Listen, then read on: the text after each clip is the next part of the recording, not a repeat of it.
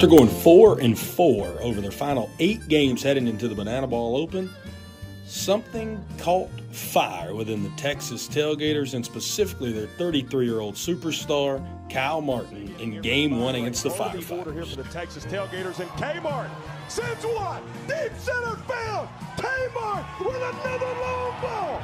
Welcome to the action here in the Banana Ball Open. First of 2 home runs for Kmart in the Open, and then Sunshine provided us the play of the year. Mason Maxwell, hard hit, Sonny times out, trick play, oh, it's a double trick play! Is that the play of the year? Jonathan Sunshine Looters lays out, between the legs bucket, throws it to first, Taylor Justice between the legs bucket. That was psychotic! This is Banana Ball! And from arguably the play of the year to the play that helped win the Tailgaters the Equalizer Point and win the ball game on Friday night. McDowell over to J5, between the legs, and that's the Equalizer Point for the Tailgaters. Double trick play. Bucket, bucket, and just like that, the Texas Tailgaters, off the backs of the Texas Kid and Taylor Justice, win the Equalizer Point. It's vitally important. With a win on Friday night against the Firefighters, the Tailgaters faced off in Game 1 of the Banana Ball Open Championship against those Savannah Bananas. And how about a start to it from Jordan Hussein? A little bucket there on a 6'4", 6'3" double play. You've never seen anything like that in your entire life. And then, we hadn't seen this yet this year either. Jordan Bart hits his first home run in his Banana Ball career, en route to putting the Tailgaters up 2-0 there in the 3rd inning. Feeling really good about those boys in blue and orange. Now let's feel a little bit better. 8th inning, need 3 trick plays to win the Equalizer Point. Book it. That is now 13-12 in the trick play category. Bouncer, Taylor Justice, tough play. Joe Sperone loses the cowboy hat. Book it yet again. 13 trick plays apiece to get the final out of the inning. Taylor Justice bounces it off the turf like LaMelo, and that's how the Tailgaters win the Equalizer Point. And then, here's how they won the ball game. With the game on the line. High fly ball, deep out to right center field. Watson on his horse. He doesn't get there as it bangs off the wall. Ty Jackson will score easily. Oberst looking for 3 bases. He's out. Perfect relay by Jordan Hussein. Fantastic deep by Jordan Barth. And the Tailgaters hang on 3-2 winners. What do you know about that Jordan connection? And the Texas Tailgaters come in here and upset the namesake of the sport to win Game 1 of the first ever Banana Ball Open. And from a Game 1 victory to winning the whole thing the very next day. Tailgaters putting this in the hands of their all-star from a season ago in Nick Lopez. The 0-2. That's hit well. Deep out to left. Alexiadis on his horse. It settles on the warning track. Lopez around second. Reese gets to the ball. Lopez around third. No relay. Nick Lopez clinches a playoff spot for the Texas Tailgaters. And the boys in blue and orange are going to lock in a playoff spot 6 months early. Nick Lopez, the man who won all the showdowns last year for the Tailgaters, comes up in the biggest spot of his Banana Ball career. We'll see you in October. We just never gave up, man. Even the locker room, we're talking. We're going to beat these guys. They got us last year and the first couple games this year, and we never gave up. That's the difference. And from one historic moment to another, the first ever pop-up game in Banana Ball history at Navasota High School in front of 1,000 people, the Texas Tailgaters, Savannah Bananas, and Kyle Martin welcomes you to the unction as he hits a 2-run blast in the first inning that walks it off for the Texas Tailgaters, putting them up 1-0. What about Jonathan Sunshine Looters, the inventor of the foot volley? 1, 2, 3, 4, 5, 6, 7 times Sonny goes off the legs and the feet to give you a trick play that you've never seen before. Hopefully you'll see it again, but you will never, ever, ever forget it. Sonny does that, and then his counterpart up the middle does this. Jordan Hussein, the captain of the Texas Tailgaters, a behind-the-back bucket as the 10th trick play of the night. And while on the microphone, too, Jordan Hussein pulls out a special one. To end the ball game, the team who's just so trickery and the Tailgaters gets their 15th and final trick play to defeat the Savannah Bananas 5-0 at Navasota High School in Banana Ball's first ever pop-up game. From history to history. Saturday, the biggest Banana Ball game ever, 102,000 people. Chris Clark strikes out Dude Perfect Tyler Toney at Kyle Field on the campus of Texas A&M in the top of the second inning to conclude matters. What a special moment that was for CC and those boys in blue and orange. And then Jordan Hussein. Ball four sprint. Typical ball four sprint, you'd think. No. Throw cells in the outfield. Fivers made it to second. He's getting to third. Errant throw comes back in the infield. Where's Jordan Hussein going? He's going home. And home now, Fiver. Tailgaters winning the Banana Ball Open and clinching a playoff spot 6 months early. High fly ball, straight away. Jose Gonzalez Jr., the Texas kid, puts it away. And the Tailgaters win the biggest Banana Ball game of all time. They hold on 4-3 winners. If you're gonna come to Texas and you're gonna come at the king of Texas, you better not miss. For the first time ever, the Texas Tailgaters have swept the Savannah Bananas here in the Lone Star State, winning the smallest Banana Ball game of all time and the biggest Banana Ball game of all time in the same weekend here in East Central. From one piece of history to the next. Take it away, Sunshine. Sunshine Loaders breaks the Banana Ball single game trick play record with his 9th trick play here in El Paso. Sunshine tip drill, bucket tip drill, bucket.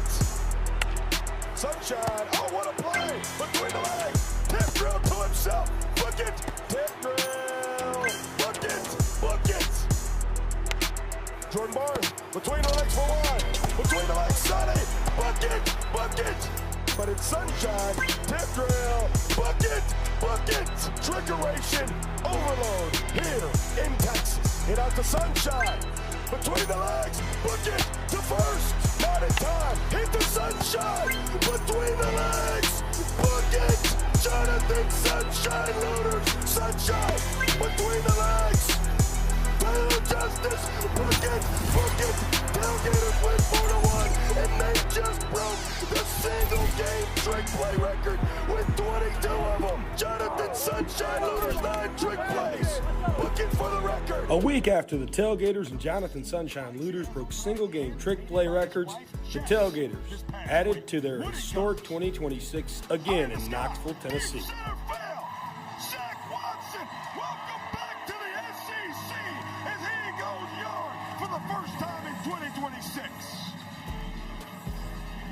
Yep. Full count yet again. Waddy! No, he didn't! His second yaya of the night! And he's volunteered himself for the cause in kneeling. The 1-2. Hit in the sky. On the infield.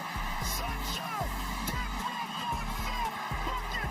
And the Texas Tailgaters have won the 2 biggest games in the history of Banana Ball.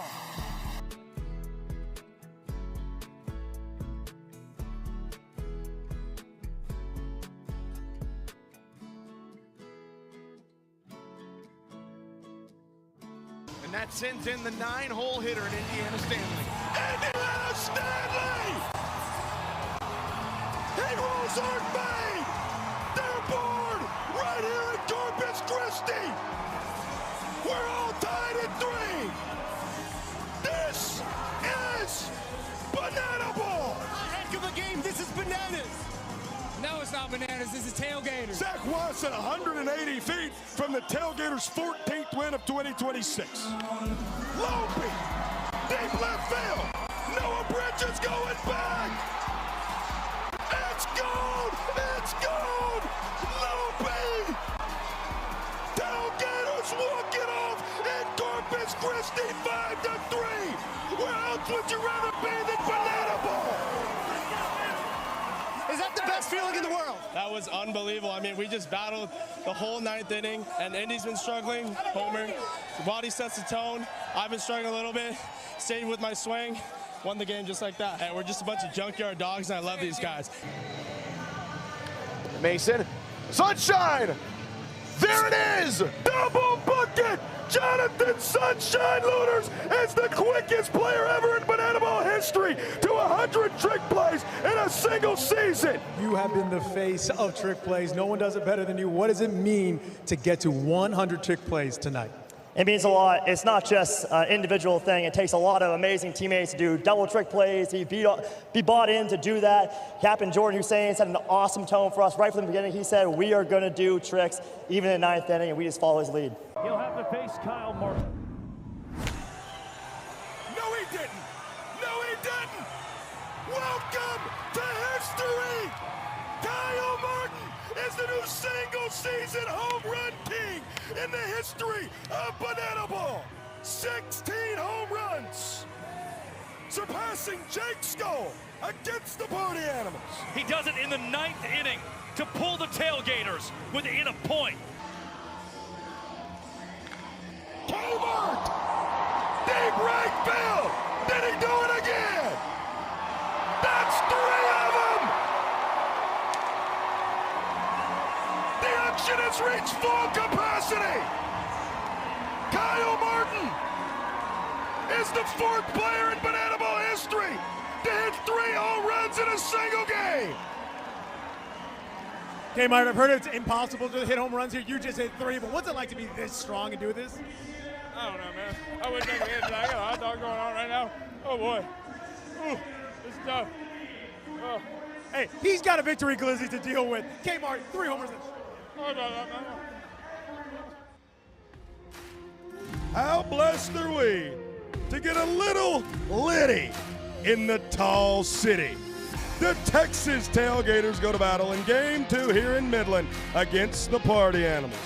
A night ago, the boys in black and pink got hot late, earning their final 3 points in the final 3 frames to come out the victors 4-1.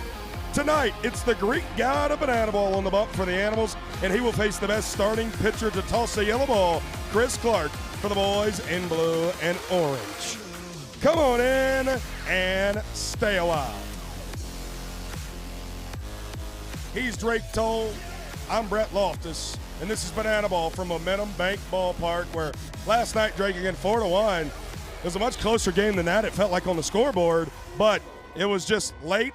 Some mistakes from the Tailgaters, some really good pitching yet again from the Animals, and that was the story she wrote. Yeah, the Party Animals are now 5-1 this season against the Texas Tailgaters. Swept Nashville, took night 1 here in Midland. And Brett, you and I were looking at the numbers. All right, let's crunch. How is this happening? And there's nothing substantial the Party Animals have done statistically to win these games, as opposed to late and untimely mistakes for the Texas Tailgaters.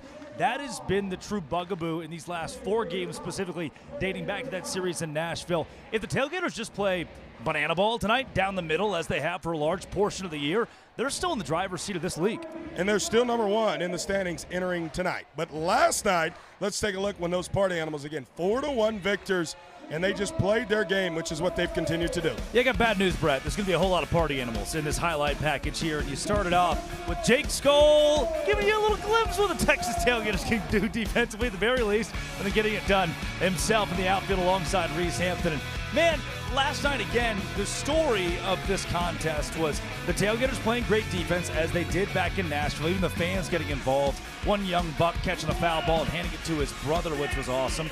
But ultimately, a Tailgater squad just can't seem to get that Party Animals monkey, yes, Farty, off their back, even despite some incredible plays.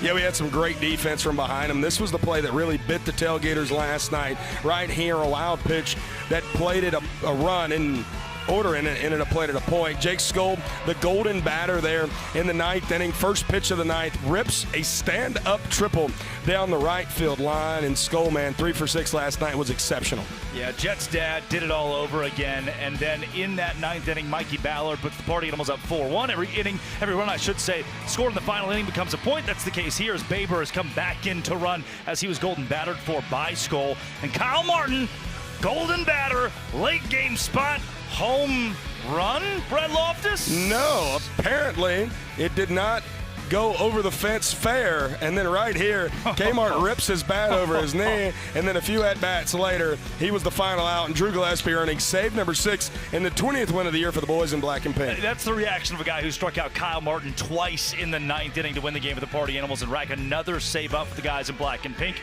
7 runs combined between these two teams. That's not very many. 4 trick plays for the Party Animals. They were effectively demoralized in that category from the beginning of the contest. And Jake Skoll winning showman. It was just one team, again, played it down the middle. That team being the Party Animals to knock off the Texas Tailgaters in a score of 4-1 for a game that felt far closer to the 3-point margin. Yeah, man. I mean, what Skoll did again last night, 3 for 6. Talk about him being the MVP last year. He's starting to pick it back up and get back up to that MVP face. Or MVP pace, I should say. As his face is currently on your screen. He's got an MVP face. He does have an MVP face. He's a cute guy. As does Kyle Martin, as we told you during the rain delay last night. Earlier today, our good friend and acquaintance, Rex Castillo, caught up with some of the fans of last night and told a story about how special these folks are here in Midland. It's dumping rain. Yes. This wasn't the best first impression of Banana Ball. A 2-hour rain delay is a fair excuse for the typical fan to just go back home.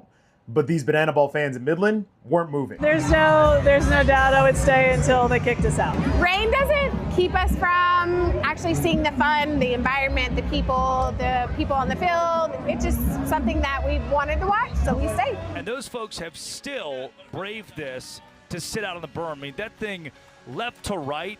There's a berm that stretches from right field, the right field pole. No, better than that, almost third base, edge of the dugout, all the way to the other side of the stadium.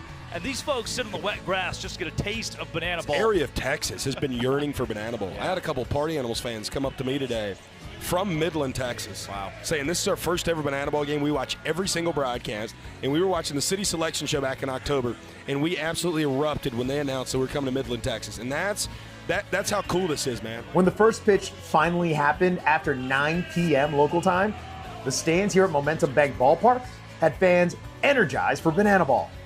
A fan caught foul ball here in Midland, Texas, goes in favor of the Party Animals.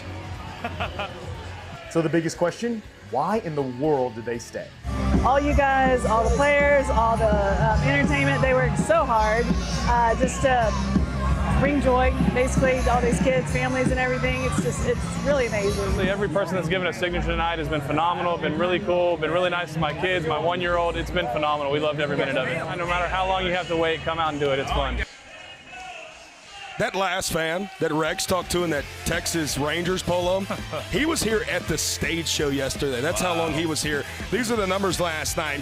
Our Fans First crew, as well as our BTV crew, was here from 9 a.m. yesterday to around midnight. Some stayed past that, Drake told. And Brett, some got here at 7 o'clock in the morning for a game that did not end past 11 o'clock. You see that broadcast length, 4 hours, 42 minutes, and 21 seconds on the dot.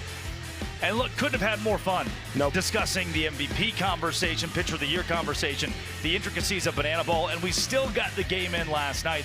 We got two games worth of broadcasts. Yeah. You get 4 broadcasts this weekend out of Midland, Texas, and the Texas Tailgaters and Party Animals put on a show. Tailgaters specifically defensively once the game started. Yeah, man, 25 straight games. They've had double-digit trick plays. They continued that last night, and also a special one last night. They recorded their 500th trick play this year, the quickest team all time to get to 500 trick plays in a single Banana Ball season, defeating the previous record when the Bananas got to 500 in game 41 last year.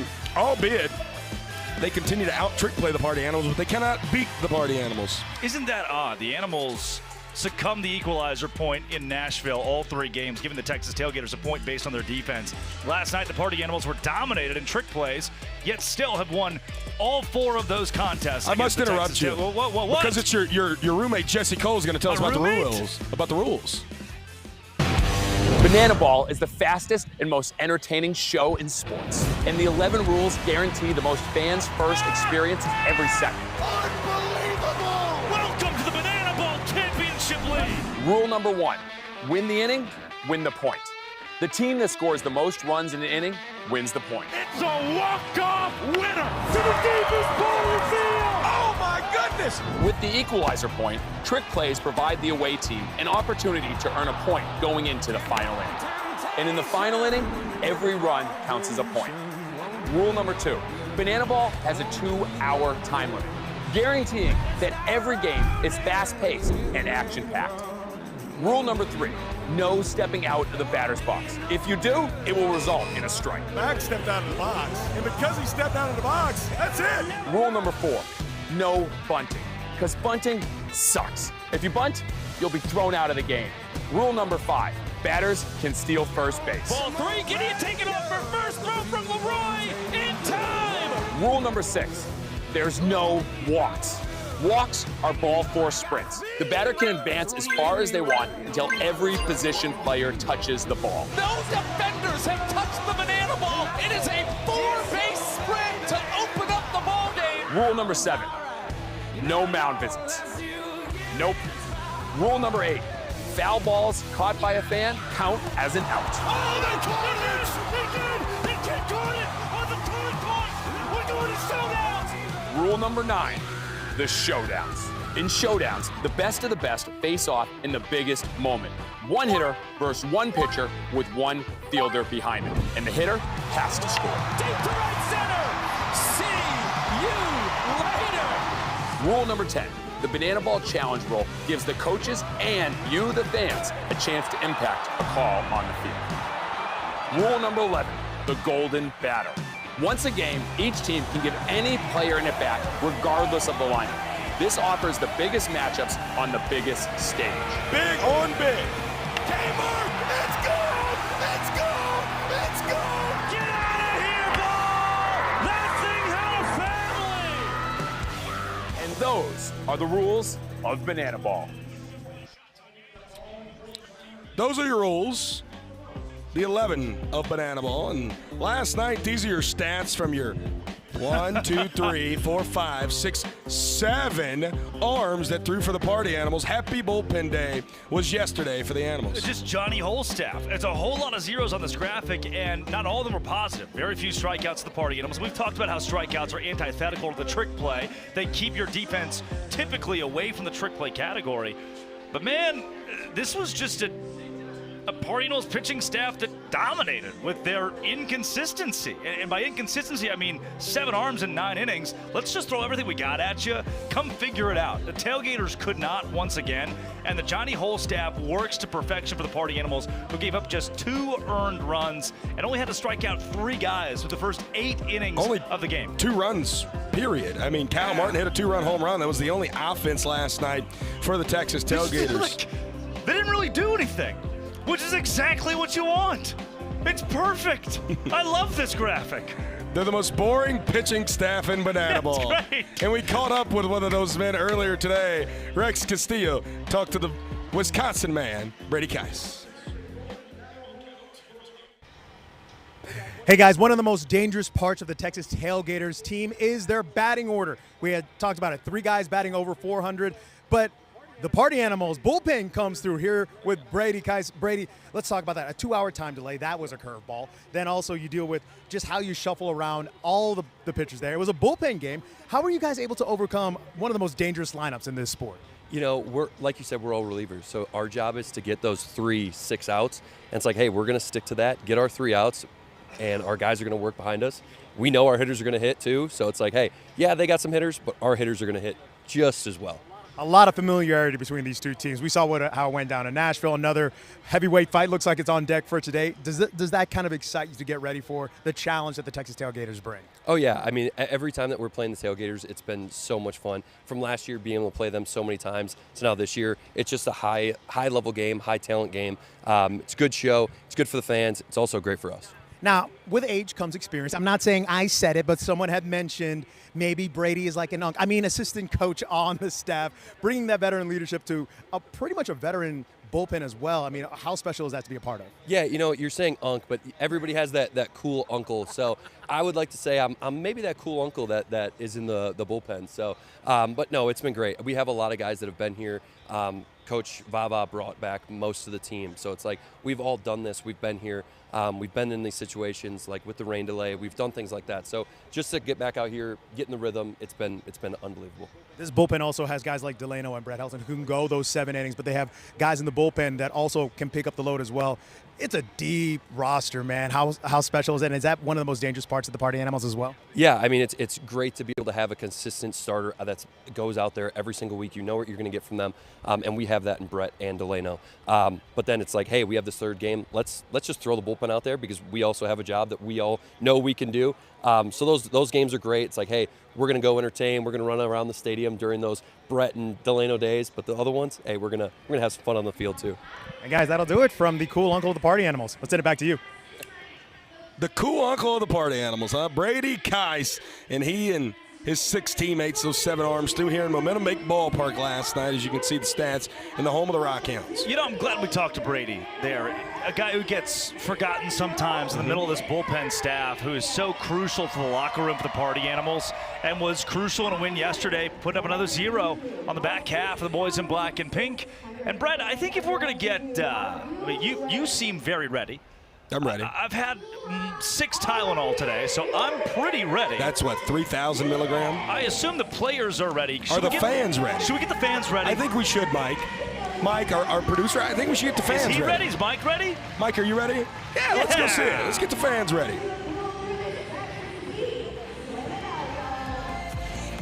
Looking good. Oh, we're reaching up high, touching down low. Stretching it out. Keep it going. Oh, we got those beefy boy punches coming at y'all. Keep it going. Oh, I hope y'all brought your Texas lassos with you. We're lassoing it out. And finishing out, we got some jumping jacks. Up high. And clap it out, y'all. Give it up for your fan warm-up leader, Miss Everly.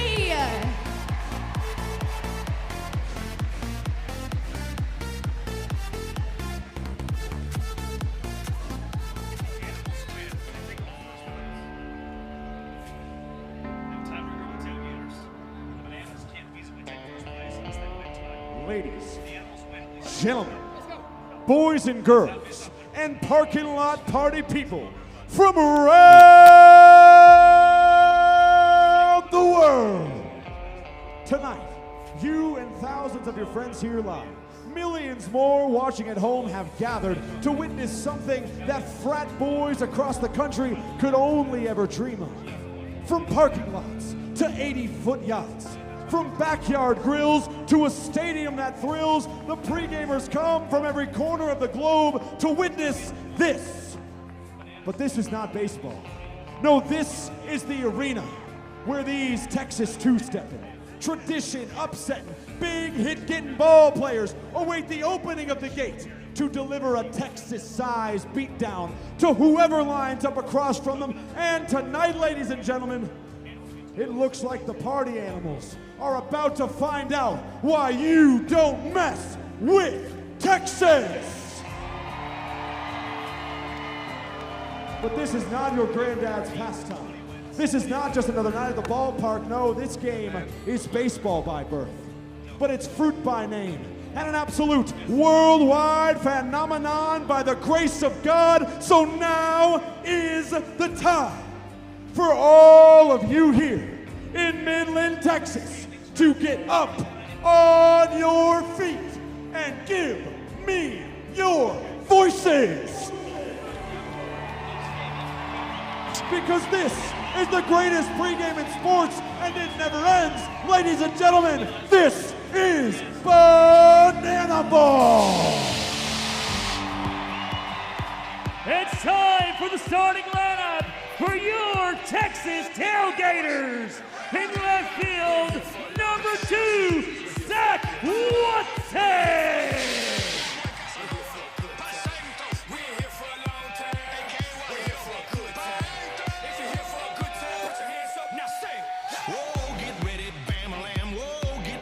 The designated hitter, number 9, Nick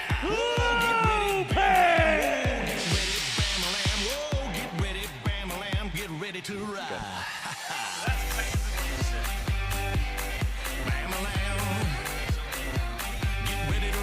In right field, number 27, it's Kyle Bunting!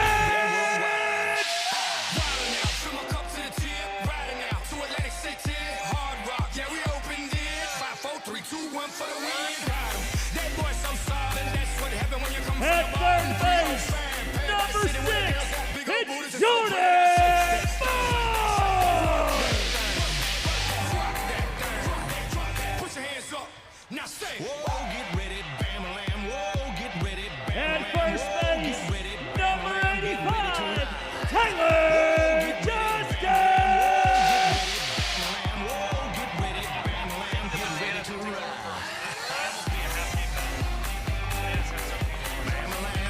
In center field, number 7, Indiana Stanley!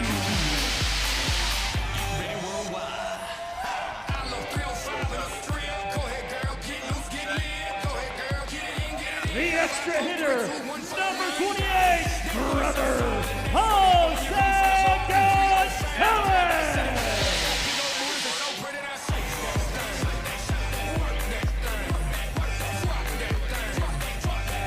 Behind the plate and catcher, number 26, Todd the Quadfather Porter!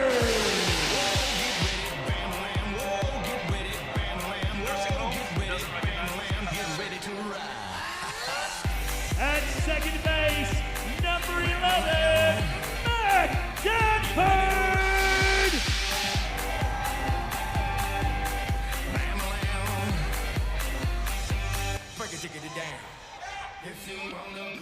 At shortstop, number 5, the Texas kid, Jordan Hussein!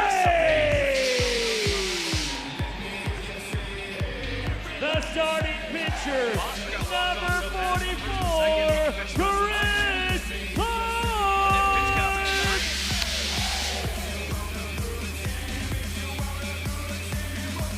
And leading the tailgate, his head coach, Joe Mikulik, assisted by Coach Penny and Coach Andrew, father of the tailgate,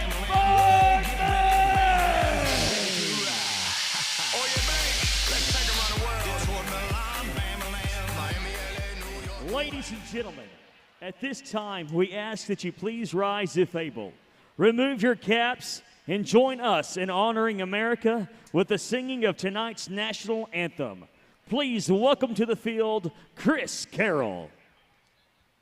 Oh, say, can you see by the dawn's early light what so proudly we hailed at the twilight's last gleaming, whose broad stripes and bright stars through the perilous fight o'er the ramparts we watched were so gallantly streaming, and the rocket's red glare, the bombs bursting in air, gave proof through the night that our flag was still there.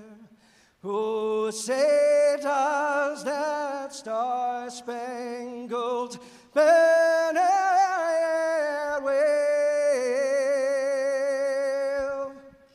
o'er the land of the free and the home of the brave.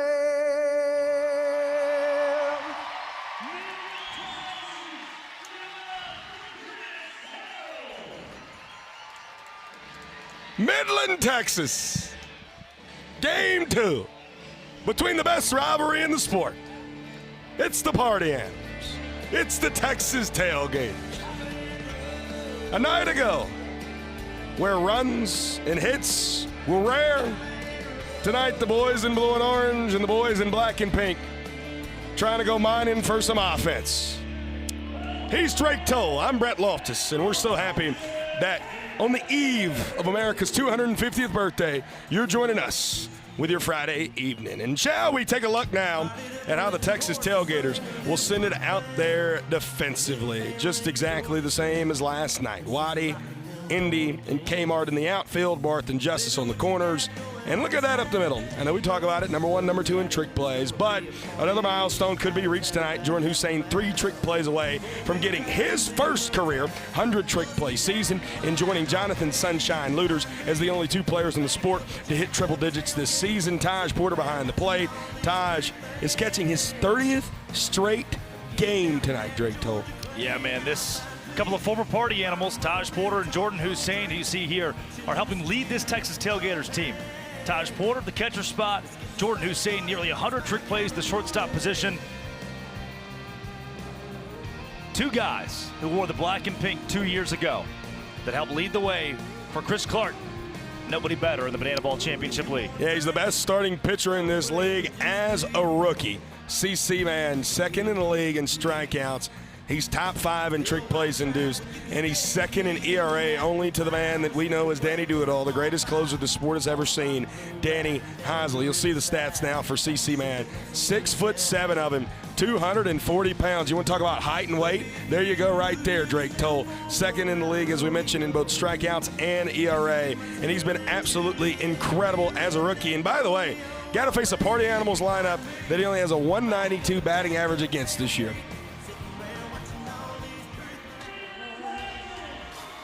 Party Animals did win in Nashville when Chris Clark started, so just throw that out there.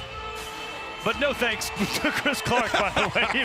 He was really, really good. He faces a really, really good Party Animals lineup that wants to strike, honestly, with more composure than they did last night. Felt like the Party Animals were out of sorts and have been a bit out of sorts even during this winning streak. They're 8-2 over the course of their last 10 games, but it's been just a practiced and composed, complete performance offensively and defensively.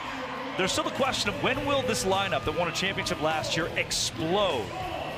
Jake Skoll will lead things off. Swan behind him. Andy Cosgrove with a 3 spot. Particularly, that's the guy I'm looking at, man. I expect Reese to have a really big game tonight. Him and Andy, I mean, you see your league batting average at 299. They're hitting 241 and 231 respectively. I really think that those guys are both due. I mean, Andy's had a 3-homer game this year. I think Reese Hampton is poised for a really, really, really big ball game here tonight for the black and pink.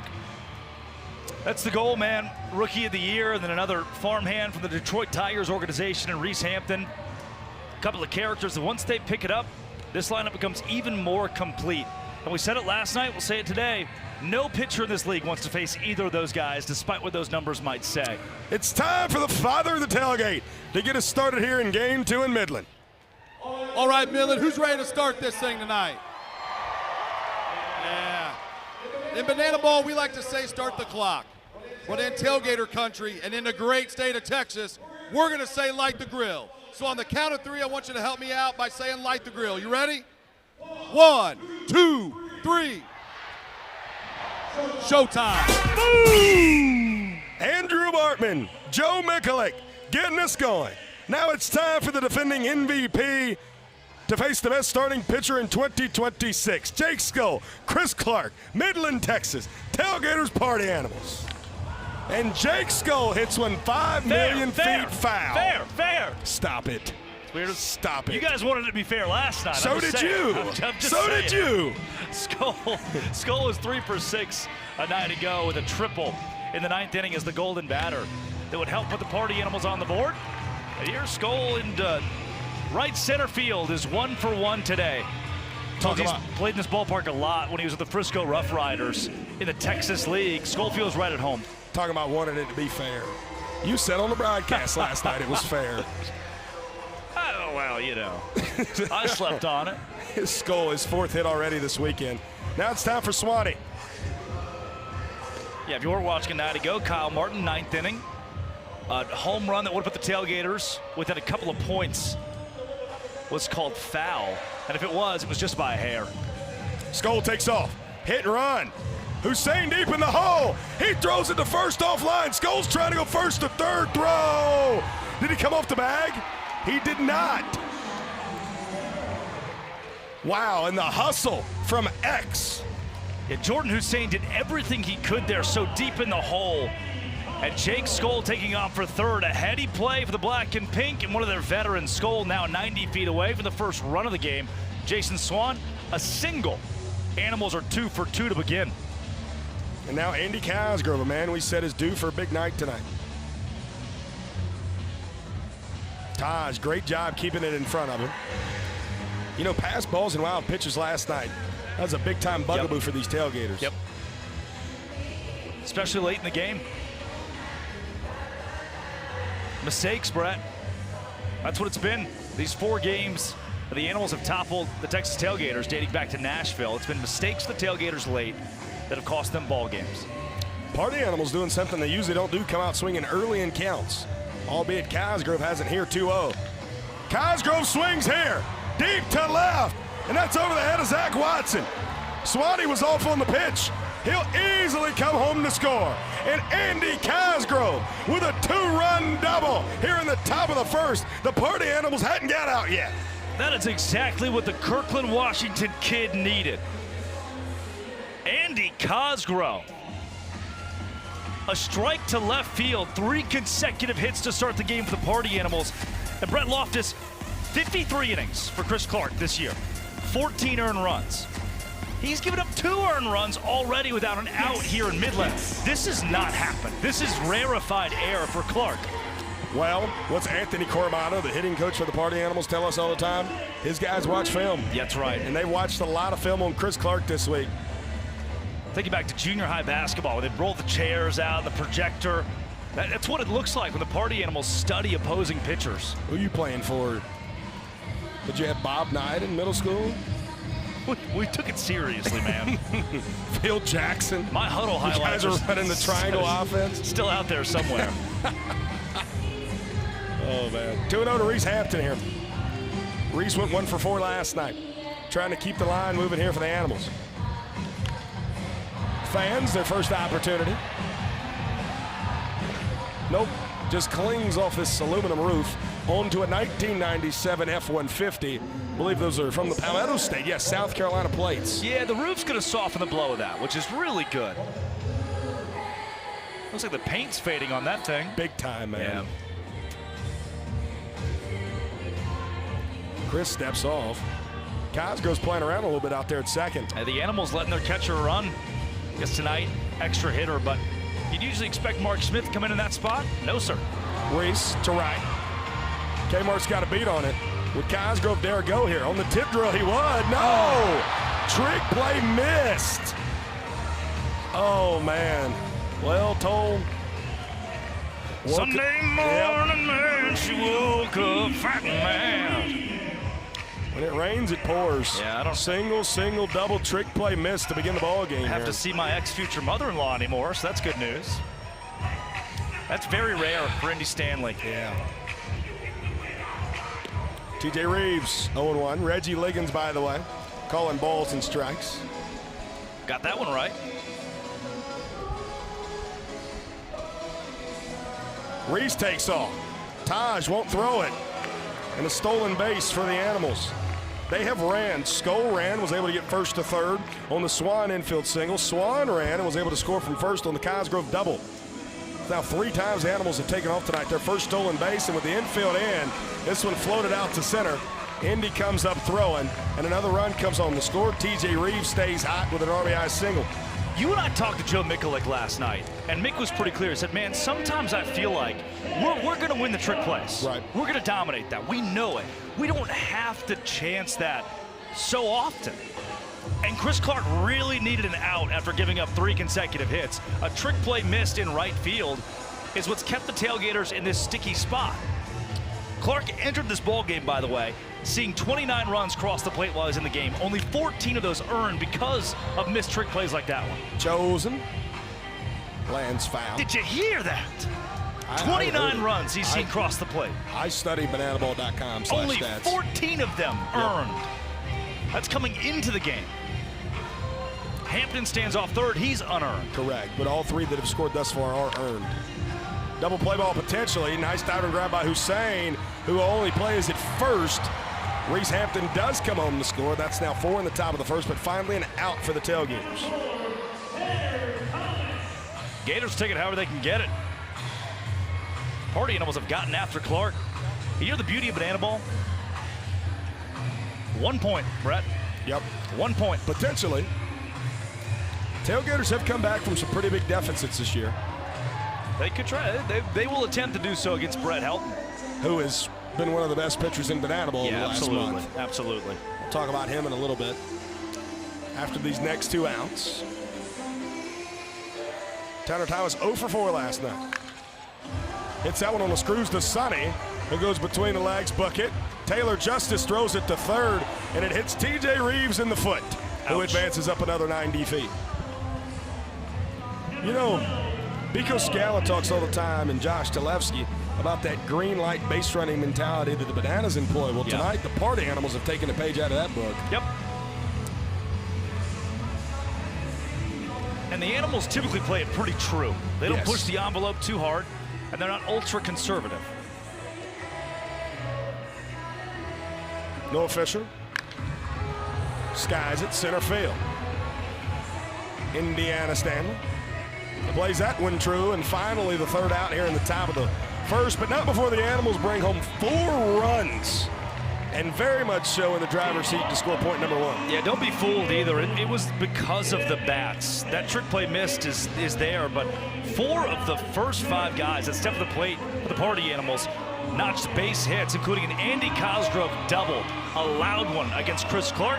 And now the Animals will try to hold this inning and take a 1-0 lead with this, their defensive alignment. Reese Hampton, 39 trick plays, chasing number 40 on his 2026 campaign. Bryson Bloomer, the designated fielder, will stand off at third base right next to Chase Acuff, who paces the team with 73 trick plays. Bronson Ballholm has been the typical catcher this year when it comes to Brett Helton starting the ball game for the Animals, and that is the case today. B. Helt, 6'3", 215-pound righty. Colorado Springs, Colorado. You'll see him someday. Give it time.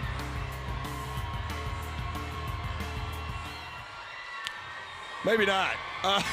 Maybe we won't see Brett Helton, but we will see the Tailgaters lineup. There you see it. Same exact lineup as last night, besides Jose Brother Gonzalez as the H instead of Jason Arndt.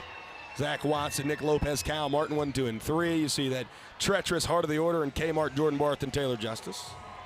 But we shall look at Brett Helton. We hid him from you. Yeah, we haven't shown him to you yet. We have to look at Brett Helton. He was hiding, and he's out. He's out now. 2 more weeks of banana ball. Oh, okay. Well. There he is. Hey, Brett. Hey. I heard you guys talking. I was like, "Hi guys, what's up? Can you hear me?" But now you can hear me. Just now like we can. We had to tell the people about the lineup and whatnot. Excellent. Do your thing there, boss. Ronnie wants a heater away. I do too. Ay. That was close enough. Strike though. I like away here for sure. Yep, same thing. For sure, baby. Ay. That was inside. Said outside. Whoopsies. Do you pitch a little looser when you got a 4-run lead? A little bit, and not in the way that I do anything different. I just know that, like, I can get away with have to get first pitch strike. Yeah. And like a couple things like that, where like it's mentality things of attacking. So I do like that. It is kind of nice. But sometimes too, you just kind of forget about it. Where like you're going to compete no matter what. So the score doesn't really matter. Strikeout.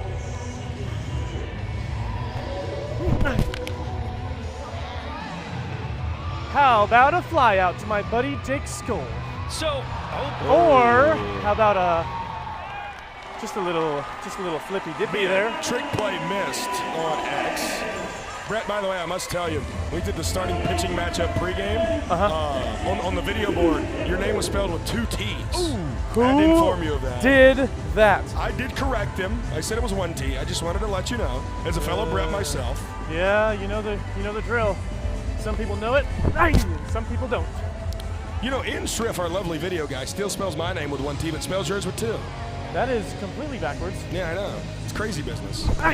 Oh, no. Ian's just now learning to spell. Yes, He's of got course. that Floyd Mayweather to him. I love the high socks tonight. I like the ultra high socks out of you tonight, Brad. Thank you. It's the new swag that the young bucks are doing. Ronnie wants a 2-0 cutter, and I hate it, but I like it. I hate it. If I threw a strike, I would have liked it. But 3-0, 3-0 here is bad news. Here comes the strike pitch. But we don't bow down for nobody. That's right. We just go at them. That's not how it's done. Crud. Hey, good news is that run's unearned. I know, but I wish he wasn't on first because I wish I threw a strike. That's okay. Start a new ground ball opportunity for the boys. Keep the ball down. Strike one. I believe there's a run tally, Brad. This is the 32nd time I've seen this. You've actually never seen this. It's My Little Pony. Ah.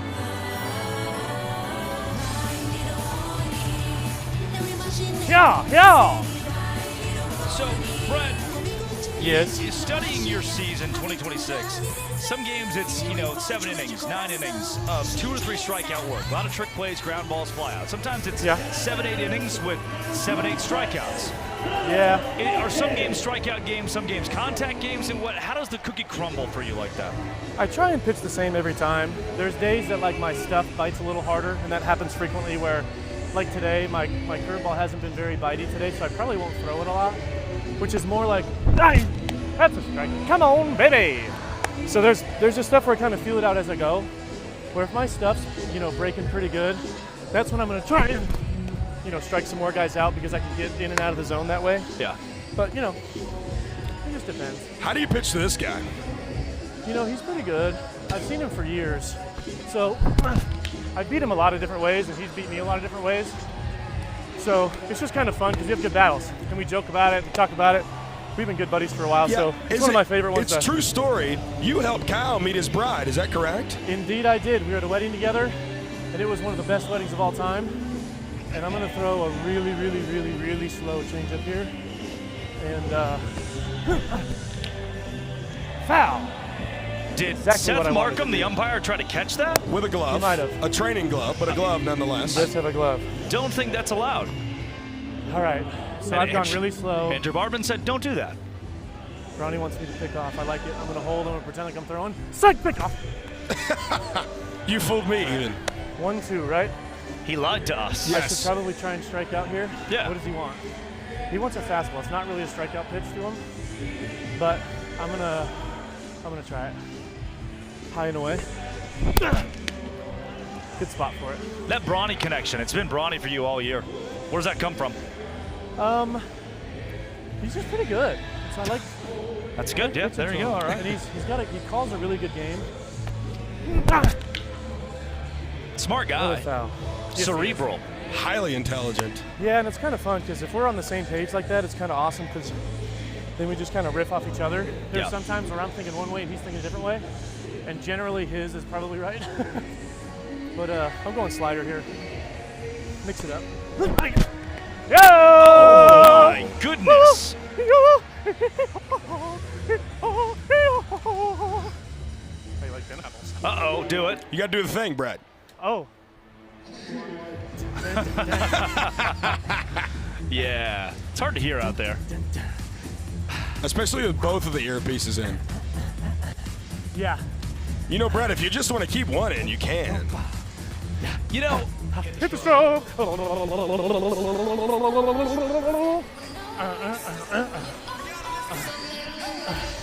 Kyle Martin is the best hitter in the league. Yes. Bar none. Right now, 20 home runs, 59 RBI. It's stupid. That's crazy. You know what's the hardest pitch in the game to hit?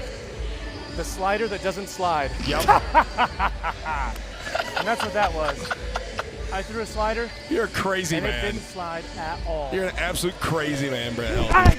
Gillespie struck out Martin twice in the ninth last night. Helton gets him his first AB here today. That's rare. Credit to the party animals for really throwing everything they got at him. It's rare. I'm going to see it again. No. That's the thing. I get him once, but I'm going to see him at least 2 more times. So, Brett, how long are you going tonight? Dude, I towed the rubber. That means I'm going 9. Good. Need that. Yeah, the pitch count. Trick plays missed. Hurt the pitch count. Yes, it did. Nice. Double play balls, But that helps it. Yeah, buddy. Shut up. Okay. All right. So you got a trick play there. Trick play. What's you were polled in Nashville at 125 pitches, if I remember right? Yeah. Is that the limit? No, there is no limit. The limit does not exist. Not for Brett Helton. I built up because I did 118, 118, 122. So my pitch count today is 155. Good. Yep, that makes sense to me. Is that a real number? Yep. And if I can't get through 9 innings of 155 pitches, I deserve to be out. So I'm going to try. Actually, that's pretty fair. I agree with that assessment. 155 pitches. I've seen him do it before.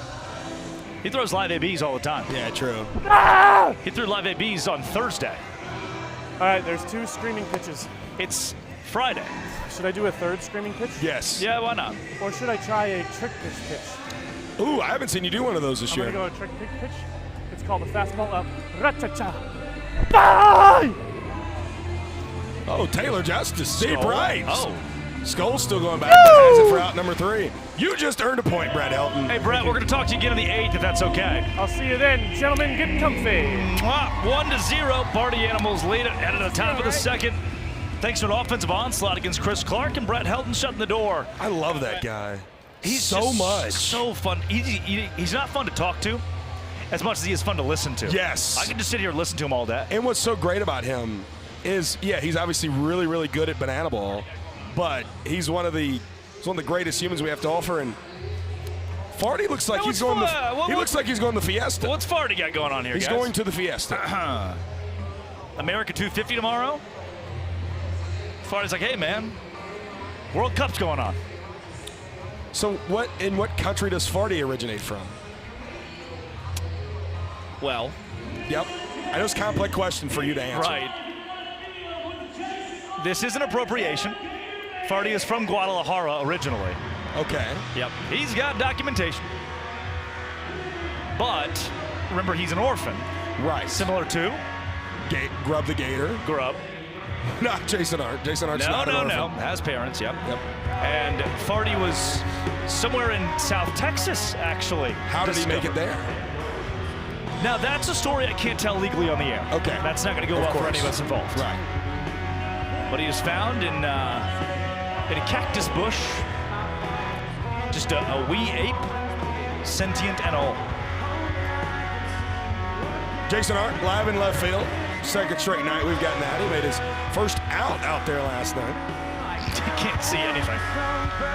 Singing his new hit single, California Sober, just released at midnight. Oh, wow. Yeah. I like his song, She Got the Best of Me. That would be Luke Combs. That would be Luke Combs. No kidding. Yeah. You know, during our stage show today, I found a Luke Combs doppelganger, and he told me his name was Luke. He pulled a U, he lied. I said, is that real, sir? He said, no. Yeah. At least he told you the truth after a while. Yeah. I'm not very good at that either. Jose Gonzalez, by the way, will be due up second in the bottom of the second. His dad's actually umpiring home plate today. Second base. Reggie Liggins. I get him mixed up. Yeah, Reggie Liggins home plate umpire. Hector Gonzalez at second. You know, cool story with Reggie. He's umpired in the SWAC. A good bit of his career. Was there and umpired in the SWAC when Taj and CD were still at Southern. Ty Jackson, 100%. Yep. Even going all the way back to Malachi Mitchell, Flash the Kid. Yeah, he's seen a few of these guys. He went from California Sober to Stacy's mom. Yeah. What does California Sober mean? Ooh. That's what it means. Coach, you looking, Mr. Ball home, and that'll be out number 1 here at the top of the second. First strike out of the ball game. Reading this zone, it's that outside portion of the plate against a lefty that Liggins is favoring, whereas outer half the plate against the righties, he's kind of leaving off. Mikey hits it to left. Jordan Hussein going back. Oh, backtracking. Wow. Fiver. What a play for out number 2. That was really impressive defense from Jordan Hussein, robbing a base hit from Mikey Ballard in a no man's land. Wow, Jason Hart abandoned the microphone during that as well. But his shortstop's got him, who's dealing with the sun. It's that Permian Basin, hot Texas sun beating down. How many times are you going to say that this weekend? Permian Basin? Yeah, you said that more times than you've taken talent on today. I love it. It's like Low Country or Coastal Empire. I love a good nickname for an area. The Low Country. Low Country. Piney Woods. Texas has a lot of them. Yep. Hill Country. Llano We are Estacado. far from the Hill Country here. We are very far from the Hill Country. We're far from pretty much anything not named Midland, Odessa. Lubbock's not too far down the road.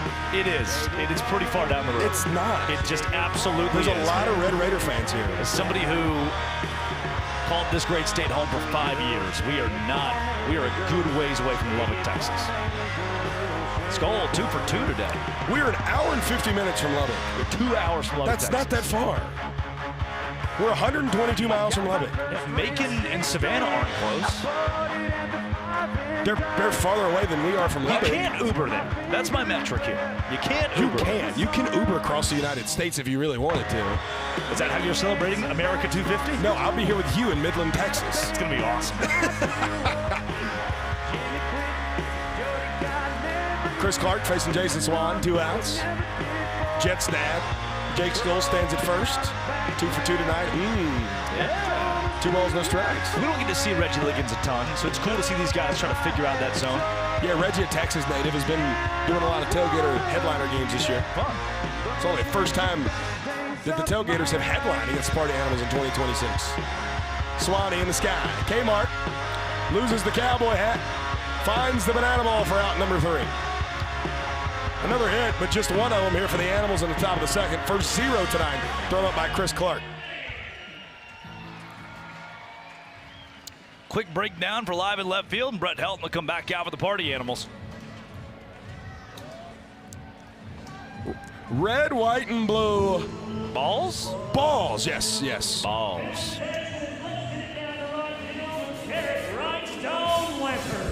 Midland, the 4th of July is tomorrow, and I wanted to celebrate right. Well, I don't have any fireworks. We're still going to celebrate with a bang. Usually, we call this one Big Balls, but I was feeling patriotic, so we're going to call it Red, White, and Blue Balls. In just a moment, 4 men with big balls are going to make their way to the outfield. They're going to crash into each other until only one remains. Let's meet the balls. First, we have the red ball.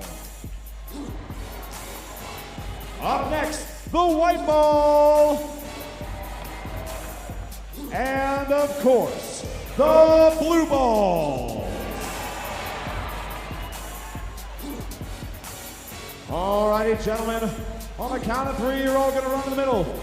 Crash into each other. We're going to go until only one remains. Midland, are you ready? Red, white, blue balls will begin in 3, 2, 1, go! Boom! We've got 2 down, 2 remain. It's red, versus blue. It all comes down to this. Gentlemen, as fast as you can, right into each other for your country. In 3, 2, 1, go! You gotta run faster, jump higher, back it up. Here we go. Everything you've got. 3, 2, 1, go! Come on, give it to him right now. Here we go. In 3, 2, 1, go! Here we go. In 3, 2, 1. There it is. The winner, blue ball.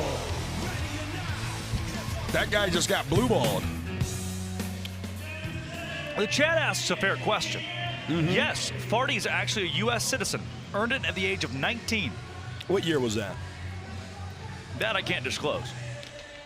How old is Farty? He would hate if I told people his age. He would hate it. It's his least favorite thing. So he's old. And he's got like a Serge Ibaka kind of bowl thing going on, you know? So he's got a fake birth certificate. Is what you're saying? No, it's not. I'm just saying exactly what you're saying. We're not sure when he was born. Yeah. Indiana Stanley struck out for Brett Helton to begin the bottom of the second. 2 of them already. Through the first 6 batters that B. Helt has faced. Both of them swinging. He said his curveball's not there. That looked like the cutter is. Now it's time for Jose Gonzalez. Brother fouls one off. Brother was 0 for 2 after he came in replacement of Jason Hart last night. You know, his cousin is actually watching from home. Potentially. Oh, Brett Helton.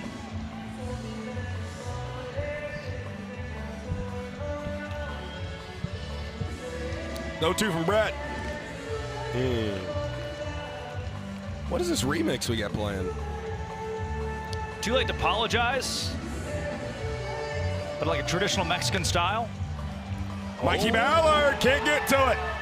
Brother with a 1-out single here in the bottom of the second represents point number 1 for the Tailgaters. You know, Mikey would have been there, but the party almost had a pretty heavy shift on, and they did the same thing for Gonzalez last night. Jose says, okay, I'm just going to hit it where they ain't. Yes way, Jose.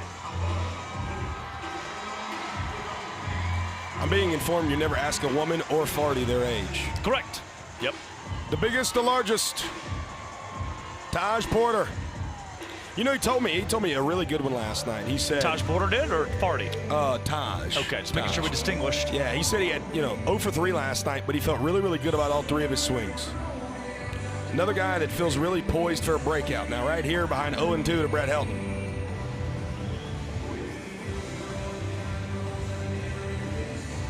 Brett, pitch count as he disclosed to us, 155 here tonight.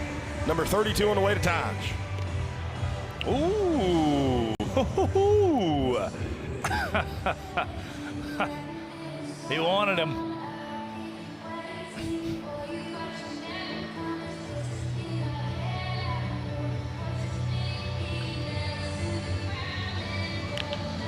Taj stays alive.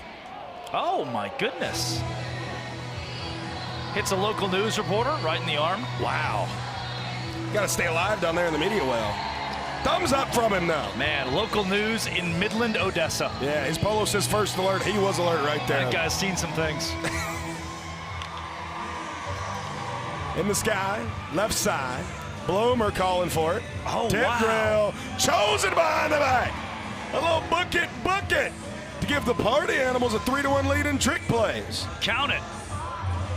That was blue ballsy for the party animals defense, and the Texas Tailgaters are on the field. As is their band. All of them are on the field, every single one of them. Led by Mr. Jason Arndt, who I believe is due up next.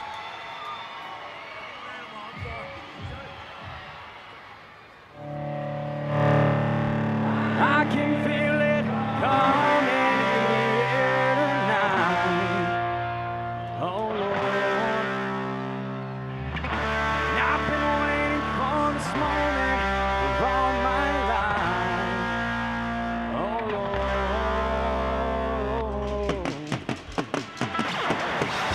I can feel it coming here tonight. Oh Lord.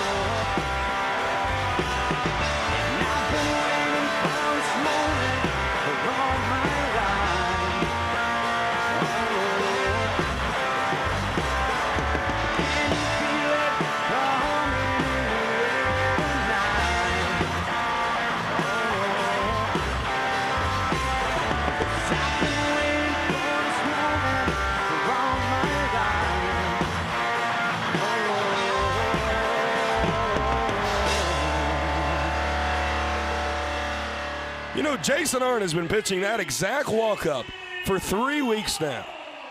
And being 2 days away from his 25th birthday. Getting to do that this weekend, man. So special for that guy. Just had live and left, and now a little in the air tonight as Trey Jones is going to run over at first. Strike him out. Liggins doesn't, again, it's this righty. It's outer half the plate against righties. Haven't seen that called. He's consistent. Jason. Had a hot dog on the streets of Nashville, Tennessee, just off Broadway with Jason Arndt a couple weeks ago. Talked about love, life. Did you guys talk about love? Dan and Shay were there. I did hear about that. Somehow this wasn't a Benadryl dream either. This is real. The Hughes brothers were there. Diego Pavia. I don't know who the Hughes brothers are. Hockey, USA. Come on, America 250 tomorrow. Come on. I don't watch hockey. I watch banana ball. Wow. Yeah. Got a ball and two balls and 2 strikes here on Jason Hart. Farty was there? He was not. Yes, he was. No, he was not. Spoke a little Espanol. Farty can't speak. To the senoritas. They got a full count here. They were a bit off-put by his name. They asked questions. They asked questions. He can't speak, though, Drake. He's a good wingman. You were or he was? He can squeak. Oh.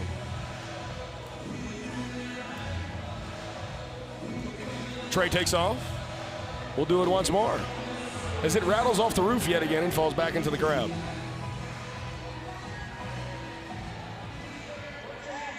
Which one's Dan and which one's Shay? I've been trying to figure that out for 7 years. Long time, man. I thought they were the same person for a while. They were nice guys.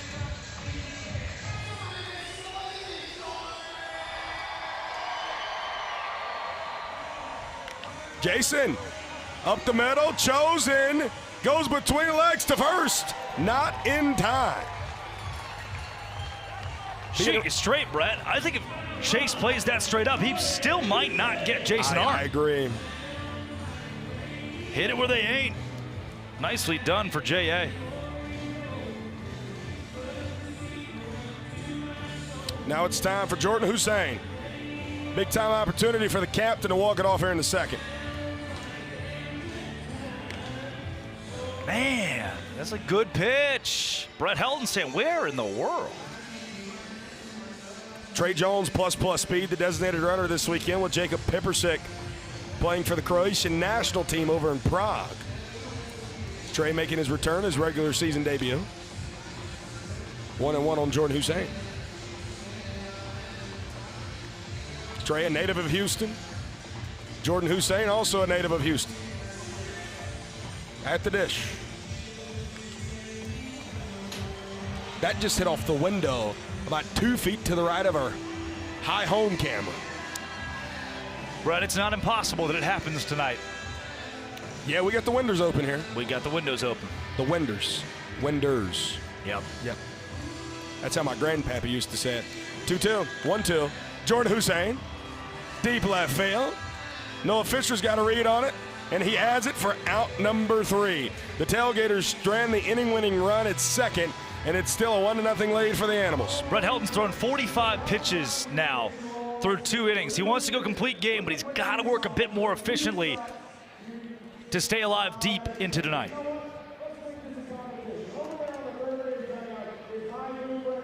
Let's take a look. We've been telling you about how good the Animals have been by just playing their game. A lot about Nash Vegas, too. Well, also about how the Tailgaters have been on a bit of a skid since going back to Nashville. And you see the records down there. 5-1 for the Animals. Their lone loss coming against the Bananas, 1-5. The Tailgaters have been their lone win coming against Coconuts last weekend.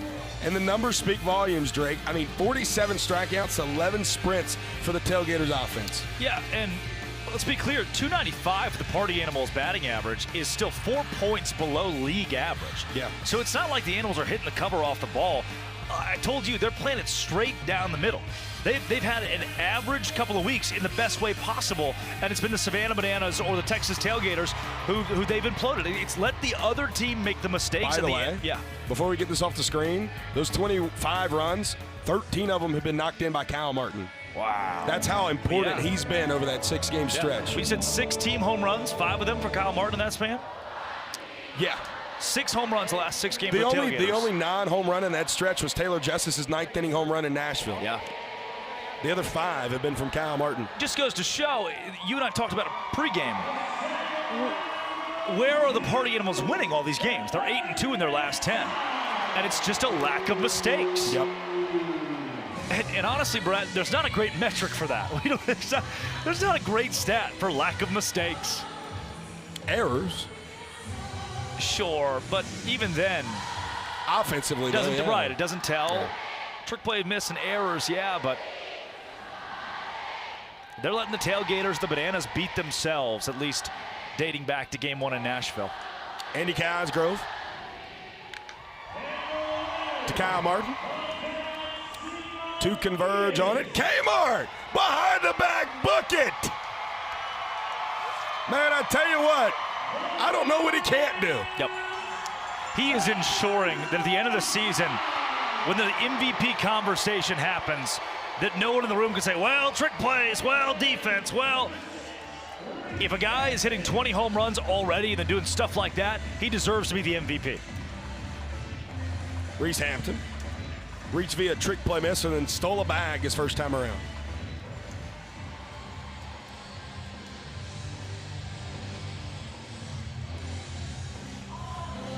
That's what happened to Jake Skoll last year. That was a prevalent piece of the conversation whether or not he should win MVP. What about his defensive numbers? Man, at some point the offense is just so undeniable. That's the case for Kyle Martin, but he's doing it both. And you're just able to provide so much more value with your bat than your glove. Yeah. Even as valuable as defense is here in Banana Bowl with trick plays. Yep. By the way, the Animals lead 3-2. Oh my gosh. There were about a trio of tailgaters who were doing a dance who had their back to the play and almost got absolutely smoked in the back of the head. Chin music. Well, that'd have been neck music is what that'd have been. Forehead music, yeah. Do the 2-2 tango here between Reese and Chris. Trick pitch. Foul. Fans have a shot at this one. Up on the concourse, can't make the play.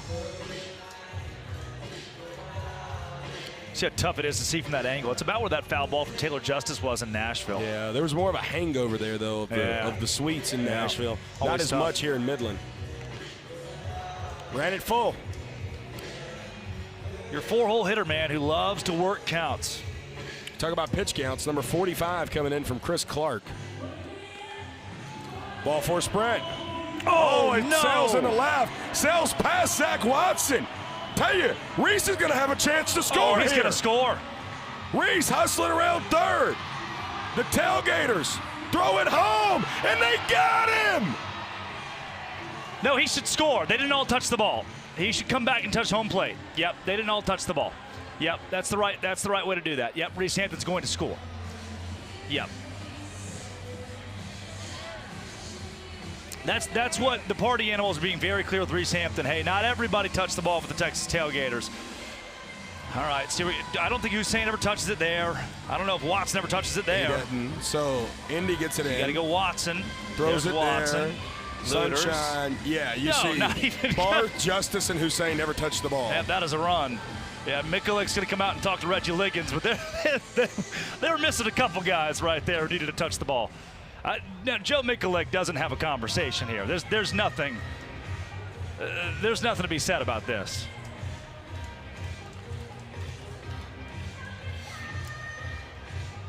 Well, one of the wildest four-base ball four sprints ever. Reese Hampton scores. And you hate that, man. Yeah. From a fan standpoint, you know, that we talk a lot, confuse, you lose. Became kind of a confusing moment for both the teams, the umpires, everybody involved, but okay, all right. Animal stepping up out of the dugout. There was no malice with that pitch. No. It's just Chris Clark's not that guy. 1-0 from Chris. Now he's throwing it harder than he's thrown it all night. Chris finding another gear. 2-1 here against TJ Reeves. Hit an RBI single his first time up.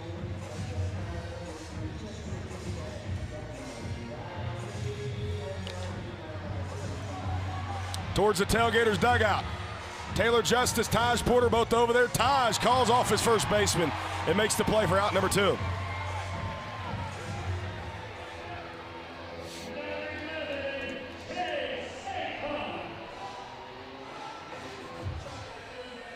The entire Animals dugout still standing up there at attention. Yeah. I mean, Ashton Lansdell is dancing. That's good. Chase Akoff to left. Zach Watson out number 3. So one does score. It's the Reese Hampton four-base ball four sprint. And now it's time to send it down to the field for Bananas Foster. And welcome from Bananas Foster, Lexi Callahan. Across the United States, there are over 400,000 children and teens in foster care without a permanent home. To raise awareness and support this community, we created Bananas Foster, the official nonprofit of Banana Ball. Our organization is dedicated to celebrating those in the foster care community while educating and inspiring others to get involved. Tonight, we are celebrating the Gonzalez family. Delisa and Tony initially became licensed foster parents to become an adoptive resource for children in care. But after witnessing the profound impact a foster home can have on children and families in the community, they decided to continue accepting placements after the adoption of their son. Additionally, they volunteer as mentors to other foster families by supporting them through the licensing process. In over 8 years of being licensed, they have welcomed 33 children and teens into their home. Fans, please help us celebrate the Gonzalez family for making a difference right here in your community.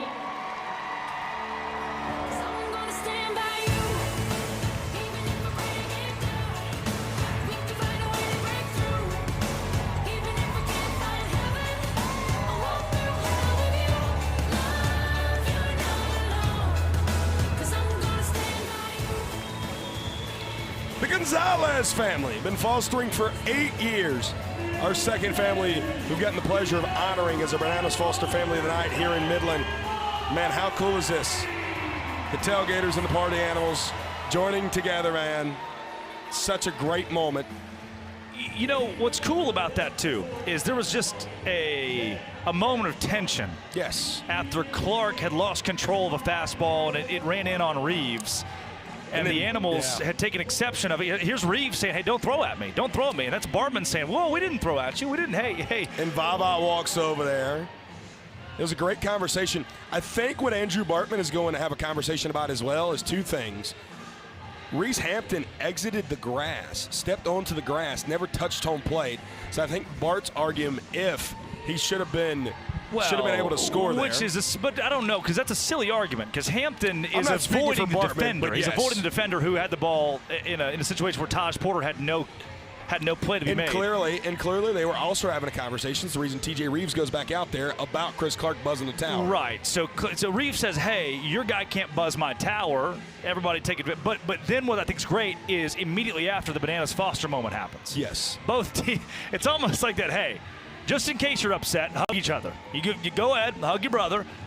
Back when I coached Pee Wee basketball, we would, if two guys got into a tiff, we'd make them come over, they'd have to hug, and we'd move on with practice. That's one of those moments. So Bananas Foster, they celebrate the Gonzalez family. No relation to Hector and Jose Gonzalez, father and son.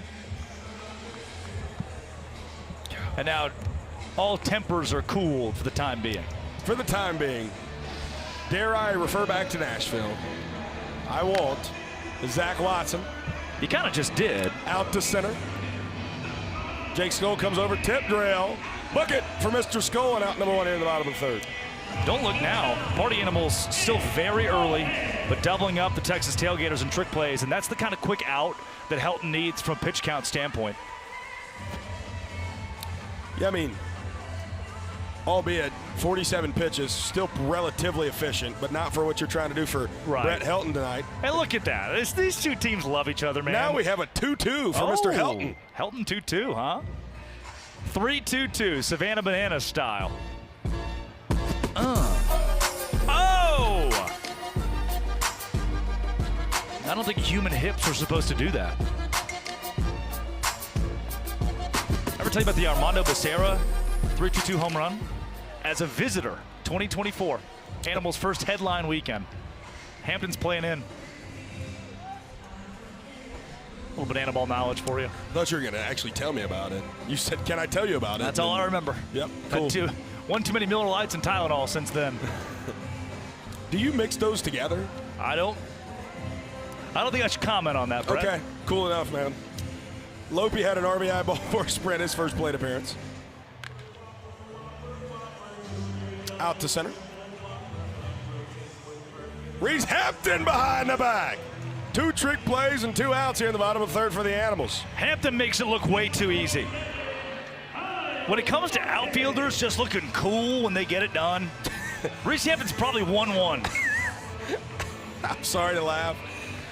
Official Banana Ball just commented in the comments and said, Drake, that was KJ. Kyle Martin. Maybe that was KJ.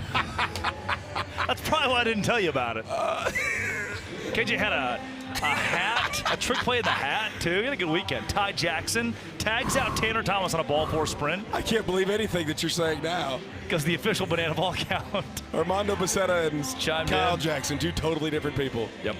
Massive shift on Kyle Martin here. Mikey Ballard is literally in right field. Brady Kais on the scooter. That's the Skull scooter. Skull bought that out of a dude in New York. And just, what did he do, put it on the truck? I'm not really sure how he gets it out here, but he finds a way. The 1-2. Music go. Got him! 2 times tonight as Brett Helton punched the ticket of Kyle Martin, and now 2 times tonight have the Party Animals scored a point. That's 4 straight strikeouts from Martin against these Party Animals. They figured something out from Gillespie to Helton. It's working against the probable MVP, and now the Animals lead 2-0. Let's go down in the field. Nope, I want to say for ditches be tripping. Britches be tripping. Britches be tripping. Because our producer said something very different. Yes. What's up, everybody? As you all know by now, the Tailgaters and Party Animals love to have a good time and do things a little differently. So we've got a friendly competition here involving a relay race that takes some agility and teamwork. I shouldn't have said that. But you may be wondering, why are these lovely contestants holding these comically large pairs of sweatpants, or breeches, if you will? I'm glad you asked, because in this relay race, these ladies will be tasked with hopping into these gigantic pants, one leg at a time, hopping down to their partners over here on the home base side, and then they will also hop into the gigantic pants. 4 legs, 2 legs of pants, and then they will race to the finish line, and they will have to hop and try to stay on their feet. I hope these ladies sign the waivers, because hilarity is sure to ensue, and sometimes britches be trippin'. So, ladies and gentlemen of Midland, Texas, let's count it down, and let's start this race.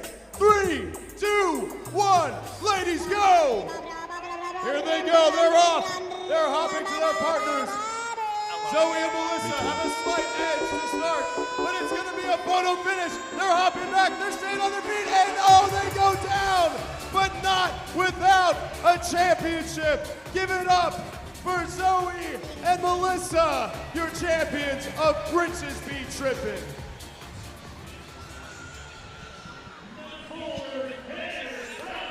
Incredible ball game going on, by the way, in Jacksonville right now. So much so that Drake and I are locking in on that one as well. Clowns, coconuts, by the way. We won't spoil anything for you guys, but really good ball game going on there. Here in Midland, Texas, 2-0, Animals lead the Tailgaters. And Kyle Martin he's holding his cowboy hat up. Did he get the wrong cowboy hat? What happened? Is he looking for a glove? What happened to Kmart? Oh, no. He's grabbing at his lower leg. Athletic trainer Brian Shapiro has come out of the dugout. Kmart's walking off the field here. As Jose Gonzalez has grabbed his stuff, and he's going to go to right. You certainly hope that Kmart's okay. Tailgaters are already using their designated fielder at second base. Here's the strikeout from a second ago. Oh, no, yeah. This is when he fouled it off his calf. Fouls the ball off his calf. And it sounds weird, but it's almost football. It's the fact that's a contact result's probably a good thing. Yeah. Good and chance. It also called soft tissue there, did not catch a bone. You're tightening it up in a spot like that. The worry is if he's walking into right field, jogging into right field, and something non-contact happens, it usually spells trouble. But that foul tip clearly caught where he was grabbing. Absolutely, which is the hope is that's a positive scenario. Just needs to. Yeah, and in his calf where that foul tip happened, did look a little swollen there. Yep, it did. Tanner Thomas at the dish. Tanner 0 for 1 tonight. Grounded out to Sunshine. T-tie. Back flip. And a big bomb for Tanner Taken Thomas. Number 8 on the year for T-Bone. That ball was touched. He leads the Party Animals in 2026.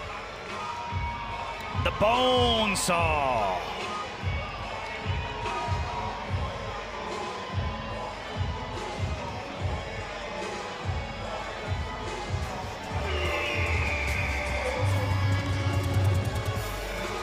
Brett, 8-2 in their last 10 games. This is the best team in Banana Ball right now. Yeah. They kept their head down. They didn't freak out when they started the season 4 for 15 in save opportunities. And they're playing just like they did when they won the Tour Championship in 2025. I was at dinner in Las Vegas with Jake Skoll, Reese Hampton, and Anthony Cormano having a waffle at midnight. And they said, we want to be us in July. We want to be us in August. A team that was a few games below 500 at that point.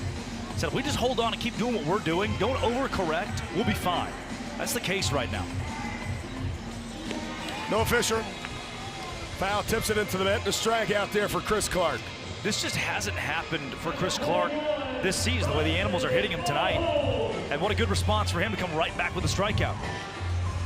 I've only seen this happen once. The Bananas got to him a little bit in College Station. It's one of the very few times I've seen a team get to him this year. Oh, Chris is giving his pitches to Bronny. Puts that one in the dirt, ball in a strike.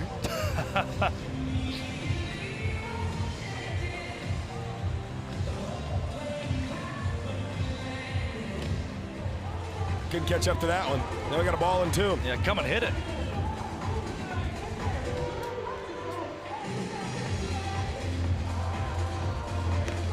Another important factor in this, with that last strikeout, only 2 trick plays for the Texas Tailgaters thus far.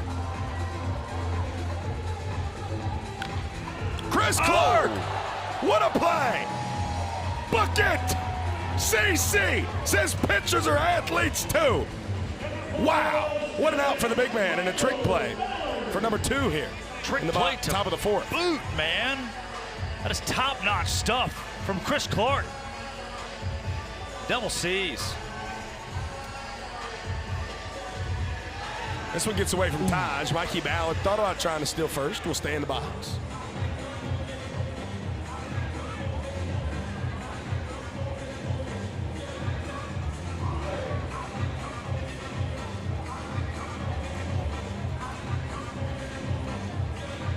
Mikey was retired for the first time all weekend in his first AB when he popped out to Jordan Hussein. Jordan Barr, tough hop between the legs, bucket. Couple of trick plays there. 5-4, the Animals lead that battle. And now they have another opportunity to earn a point with that Tanner Thomas solo shot. Before the Tailgaters are able to answer with their bats, we must tell the baby Ola. Greet the child, man. Greet the child. Keep those hands in the air and start clapping along to a little Hey Bailey.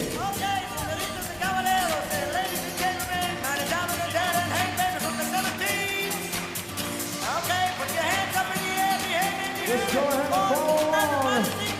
Let's get those hands waving.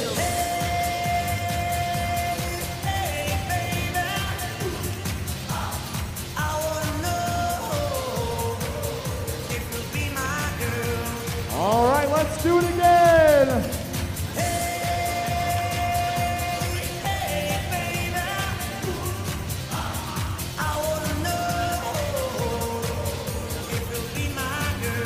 Get those hands clapping while we shuffle. When I saw you walking down the street, I thought that's the kind of girl I like to meet. She's so pretty, looks fine. I'm gonna make her mine. Get those hands up.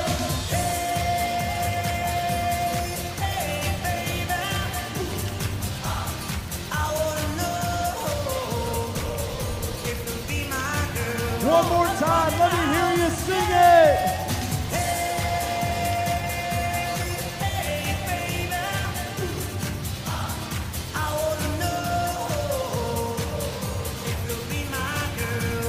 Midland, give yourselves a round of applause. You crushed it.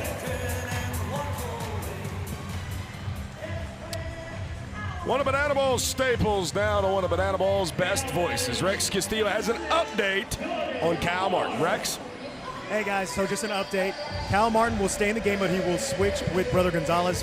So K-Mart will be the extra hitter. Brother Gonzalez will head to right field. Back to you. Hey, Rex, follow up for you here. Any word on K-Mart? 100%, 80%? What are they looking at right now? I would say he's walking around, he feels good. I would say about 95, 80%. Good. Thank you, Rex. It's good that he stayed in the ball game. Obviously, just don't want to continue to have him out there in the field. Yep. Seems to be the name of the game right now. So Jose Gonzalez at right has played out there a lot this year. Speaking of right, this one hit out there to Skull. Tip drill, bucket. Konnichiwa. We've dealt with that with Jake Skoll a bit this season, lower body injuries where he's been able to hit, yet we haven't seen him in the field as much in 2026 due to that. Abundance of caution is what it sounds like for Kyle Martin. Yeah. That's your best hitter. That's who your team's built around right now. You cannot afford that guy to... They could sever 4 of his toes off, and he's still going to hit.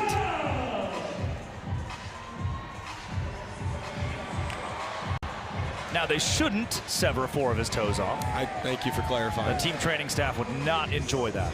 Brian Shapiro would not do that. But he'd still take care of him. The great athletic trainer for the Texas Tailgaters.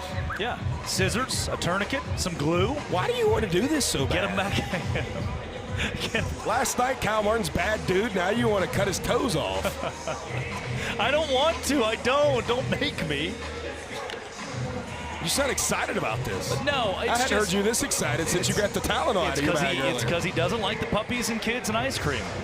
He loves all 3 of those. And doesn't recognize nursing homes as valuable establishments. I asked him today. He's been to 3 nursing homes this year. Rookie numbers. When's the last time you've been to a nursing home? Well, on account of my baba, 3 times this week.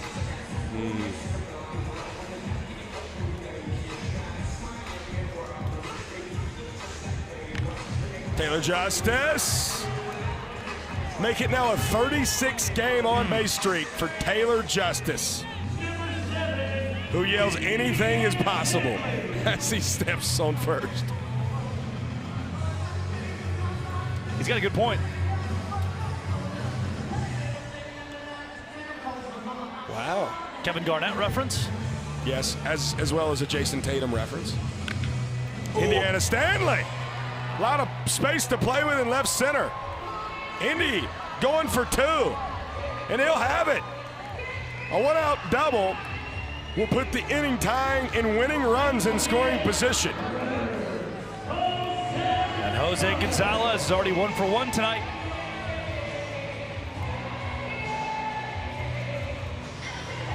Animals will likely creep the infield in. That's the case. Yep. They played brother with the shift earlier. You don't have as much liberty to do so now. Brother, out to right. Scholes on his horse. He'll have it. Both runners tagged. Scholes throw back into Mikey Ballard, cut off, and it'll at least be a wash for now as the Tailgaters score their first run since the first inning and tie the inning at 1 apiece. Shall they celebrate? They shall.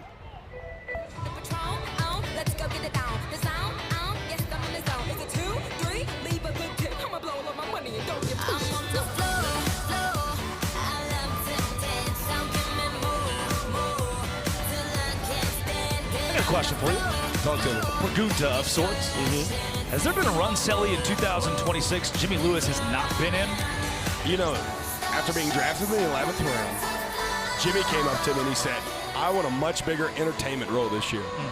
And he has made it known that he has really grown a lot in his dancing.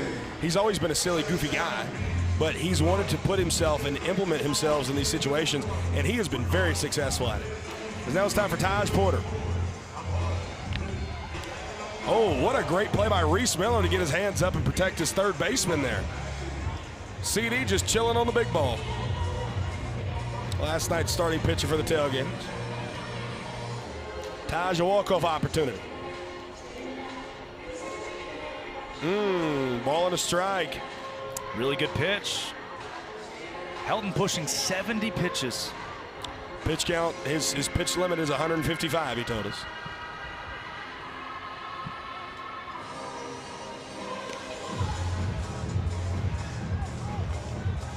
Grubb currently coaching first. Indiana Stanley stands at third. And a quick pitch of sorts. Yep.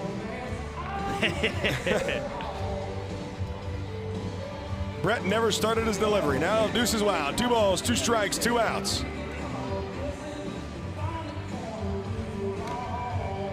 Full count now. Porter has struck out 34 times in 122 plate appearances this year.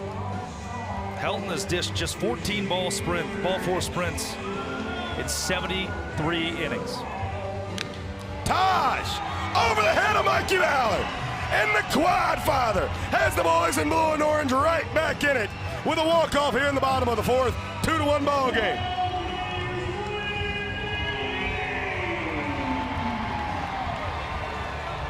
Helton left that over the plate. Porter made him pay. It could have been 3-0 party animals, but the Tailgaters are right back in it and cut into this lead for the black and pink. Now it's time for a little player dance.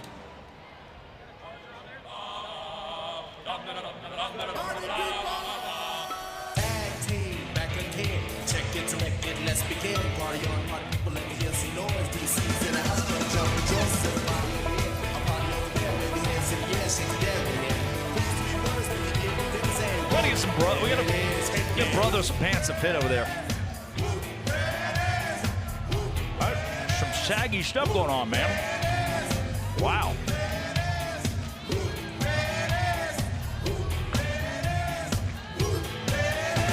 I saddle up my horse and I ride into the city. I make a lot of noise, cause the girls, they are so pretty. Riding up and down Broadway on my old stud Leroy, and the girls say, save a horse, ride a cowboy. Everybody says, save a horse, ride a cowboy.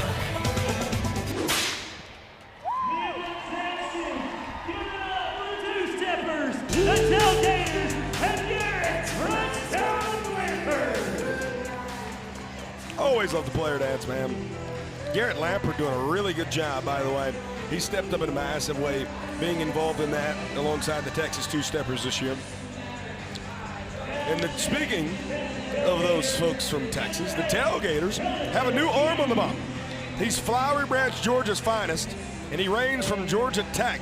That's not him. He's done tonight. It's Jonathan Hughes, the new arm on the bump now. 6'2", 200 pounds. This was not the plan. No, not at all. If the Texas Tailgaters are going to win this game, rally to win this game, if the Party Animals are going to close this game out, both teams will likely have to go with different plans on the bump. Helton's pitch count's approaching 80 already. And Jonathan Hughes was slated for tomorrow. And he has been in 3-game series to throw after Brett Sanchez or Christian Davis, whoever starts in that game 3. But tonight, Jonathan Hughes gets the call in the 5th. And it's almost a given when Clark comes out on a 3-game set, you'll get 5-6 innings of Chris Clark. Only 4 of them tonight. Obviously, pitch count was pretty high up there. Skull skies it over our heads and out of the ballpark. 5 earned runs in that span as well.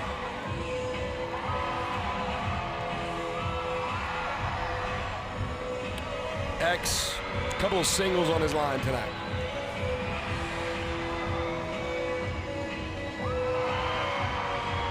Yeah, did he go? He did. No, he did not. No, he did not. Kelly Dine said he did not go. Oh, yeah. But he stepped Mick's got a great point. No, Mick's got a great point. Reggie Liggins motioned that he did and then pointed down to third base.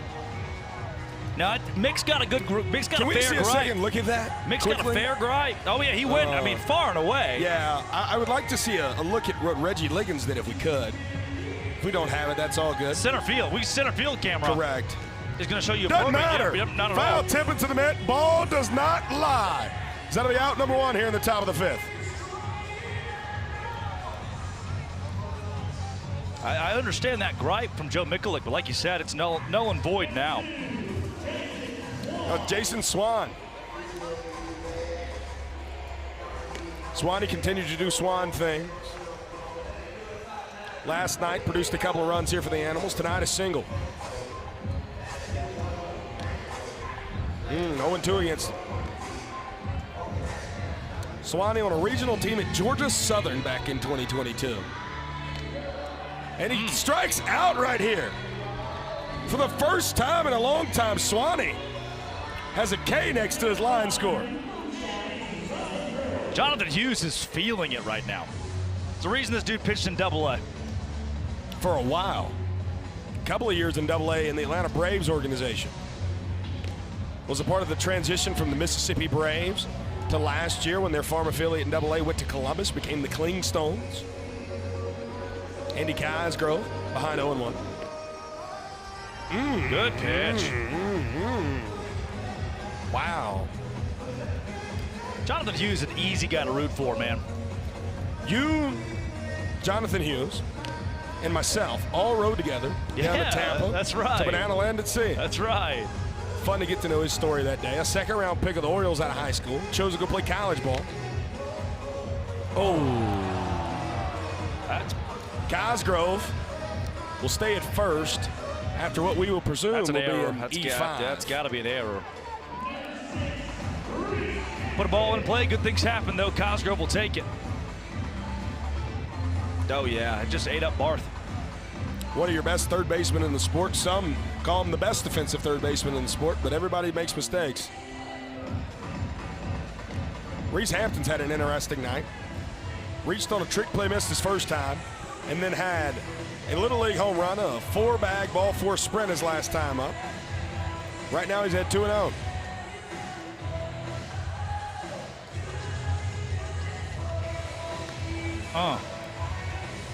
And if the Animals could have moved Cosgrove over here at any point in time, a ball 4 sprint would score him. Yes. But he still sits at first base.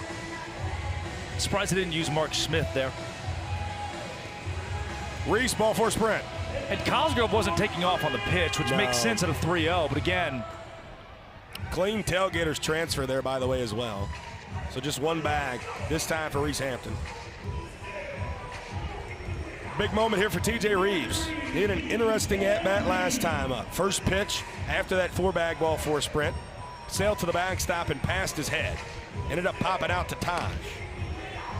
That's now 5 straight that have missed the zone here from Jonathan Hughes.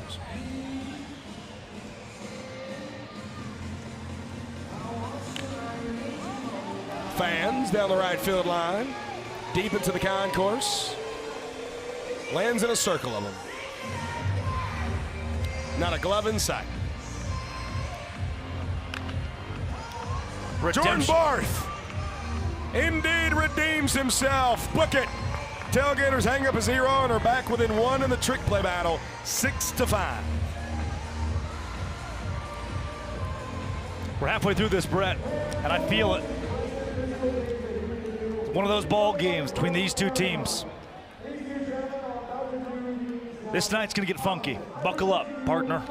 Great sportsmanship right now by Andy Cosgrove, who is going over checking on Kyle Martin. But we'll take another look now from earlier today at our Banana Ball backstage question.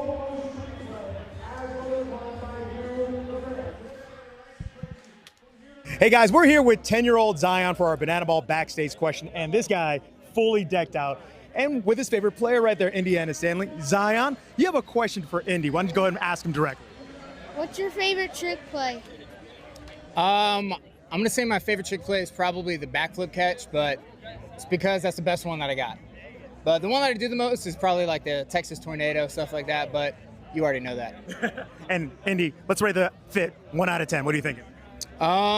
So what I like most about it, so he got the blue accent, he's got the blue belt, blue, I don't even know what to call that, wrist tape, blue socks, if you look at it, you see that?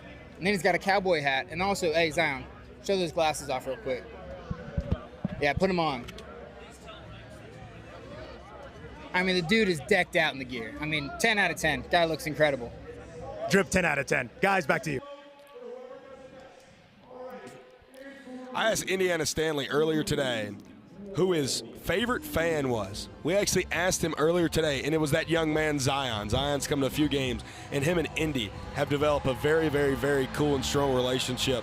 Speaking of strong relationships, yeah, man. Joe Both these Mikulik, teams, dude. Anthony Cormado having a conversation. It's just, when does it go so far that the teams talk about consolidation? Just creating one banana ball team, the party tailgaters. You're out of bounds for saying it, but I'm going to be out of bounds for saying this. I kind of love that. Both these teams love each other a little bit too much. Kind of like us. He's Drake Toe. I'm Brett Loftus, man. Speak for yourself. I don't know if you mean that. What way you mean? It's your stench, man. It's just the smell. What do you mean? I'm not the one who didn't take a shower last night. I've been sick, man. Okay, whatever. The shower's not I took gonna another help. one this morning. Mac Noodle. You take the quickest showers in the world, by the way. Sorry that our Canes was 2 minutes away. You're saving that hotel a lot of money. 2 balls, no strikes. Mac Danford hitting in the 9-hole. Skies it. Skull going towards foul territory. We'll have it right up against the wall down there for out number 1. Yep. Again, situational banana ball, we're thinking about it. The Party Animals still could win the equalizer here, which would be stunning against the Texas Tailgaters, no doubt. Facing the 9-hole right there in foul territory. Like to see Skull go for a trick. That's a great spot to pop it up. I will be in defense of Jake right here. Why not? Because of how, here we go again. Those party tailgaters. Just because of how close he is to the fence there, I don't know if you necessarily go for a tip drill. Yeah, but he's gotten so good at those. He has. Jordan Hussein, smoke down the left field line. Foul. Uncle Sam, our left field umpire, apparently. Also known as James Burkhart. Look at Farty. Oh, my gosh. That just scared me. Gosh. The 0-2. In the Bermuda Triangle and down. Jordan Hussein. Wow. Hard 90. Yep. Thought about it, too. His Skull will run the banana ball back in. 1 out single for Jordan Hussein, who represents point number 2 at first. The Animals in the 4th inning were up 1-0. Could have gone up 3 points to 0. All of a sudden, the Texas Tailgaters have enough brewing here to make this a tie ball game. Waddy got that one off the end of the bat. 3 converge. Noah Fisher can't grab it. Reese Hampton was backing him up, and that'll be a single for Zach Watson. Wow, tough play there. Yeah, it was right on the crevice of the shadows and the sun. Kind of hard to judge there. I think that's Reese's. I think Reese wanted it. Well, Mr. Potato Head. Yep, the Beefy Boys. Lopey. Foul. Yep. I think Reese wanted it. That's a tough situation where both guys converge, and it's communication. Fisher's great at it. Reese is too. That's hit between them, and it falls idle. It's a single. So now Jordan Hussein 180 feet away from tying the ball game up. Cal Martin does stand on deck.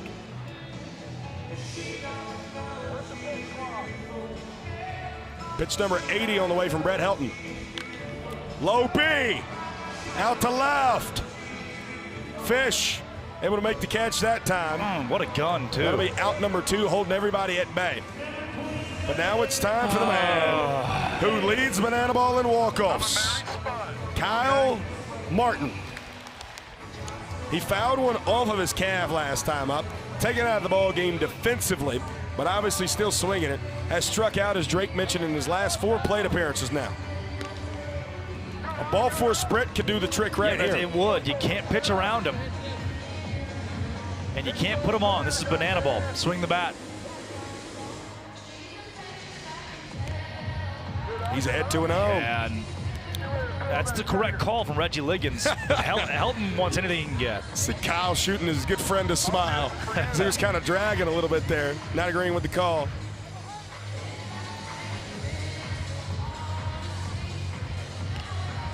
Blows it by Kmart. Welcome all those joining us from over in Jacksonville, as that one just concluded between the Clowns and the Coconuts. Kmart sprays it foul. 2 balls, 2 strikes, 2 outs, 2 runners on. Can lightning strike 5 times, huh?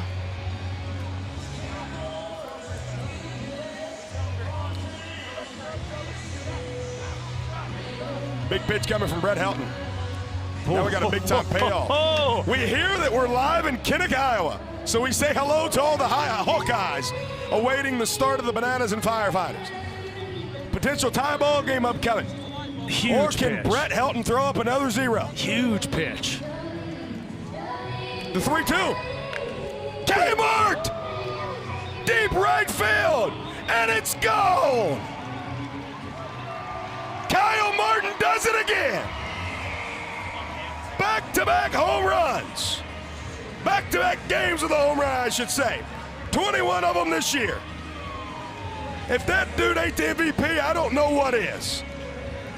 His 14th walk-off, also leading the Banana Ball Championship League. And more importantly, Drake Toll, a 2-2 ball game. Just like that off the bat of Kyle Martin. He is the best hitter in this sport, bar none. And he's done it again. You drop down to your scorecard and put number 21 next to that HR.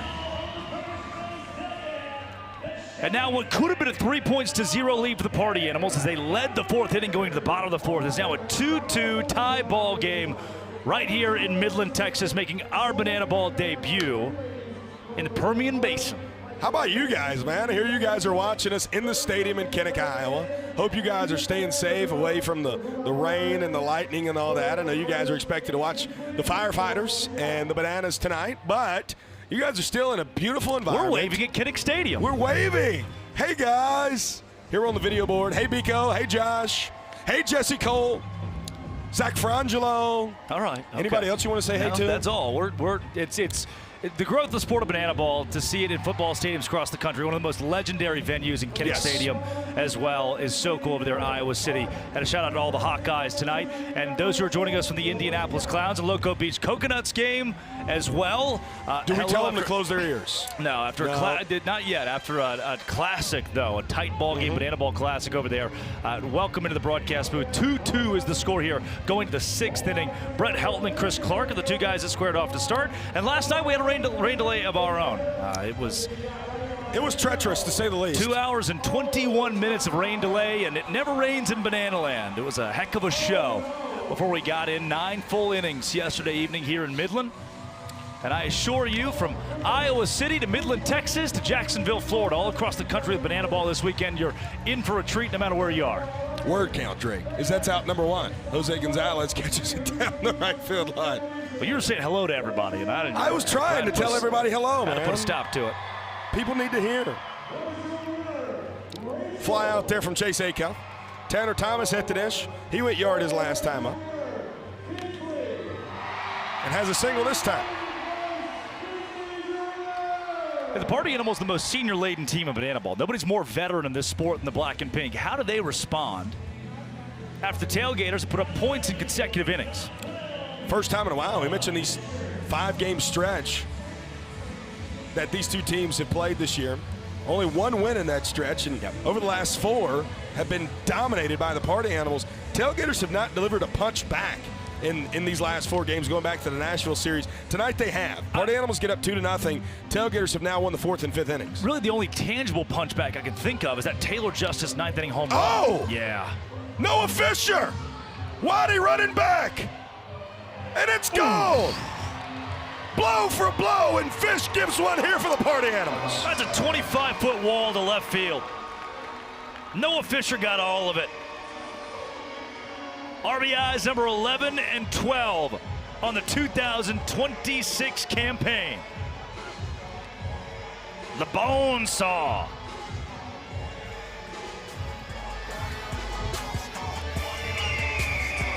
Fish punched that thing, and Rex Castillo's got him. The other dugout, how good does it feel back to punch back like that? Love these boys. We just got to keep rolling together, man. Got to keep rolling together, baby. Nice and simple, guys. Back to you. Oh, this one gets away from ties, but Bronson Ballholm will not steal first. Banana ball, you can steal first base on a pass ball or wild pitch, and I think Bronny would have had it. That's the second time tonight the Party Animals have had opportunities and not taken them. Wow, man. Long balls, Chicks dig them. Yeah. 3 of them combined tonight. Again, it was that Taylor Justice home run back in the 9th inning, Game 3, Nashville. Put the Gators up 4-2 in the 9th. Animals would win the game 5-4 in a walk-off bottom of the 9th. That's where you saw big-time life out of the Tailgaters. And losing a game like that can deflate you in a matchup between 2 big-time rivals. 2-2 to Bronny, who struck out and grounded out to Chris Clark earlier tonight, who was, as Drake mentioned, the starting pitcher in this one for the Tailgaters. He threw 4 innings. Jonathan Hughes now in the ball game on his 2nd inning of work for the Tailgaters. Brett Helton, the lone arm we've seen for the Party Animals thus far. 5 earned runs in those 4 innings for Clark as well. Ball four sprint for Bronny. We have seen a 4-base ball four sprint tonight from Reese Hampton. Right here, it'll just be 1 bag for Bronny. And the entire Party Animals team is taking the field. Not exactly legal, but it is if you tie it with an entertainment moment. Here's Mark Smith, construction style.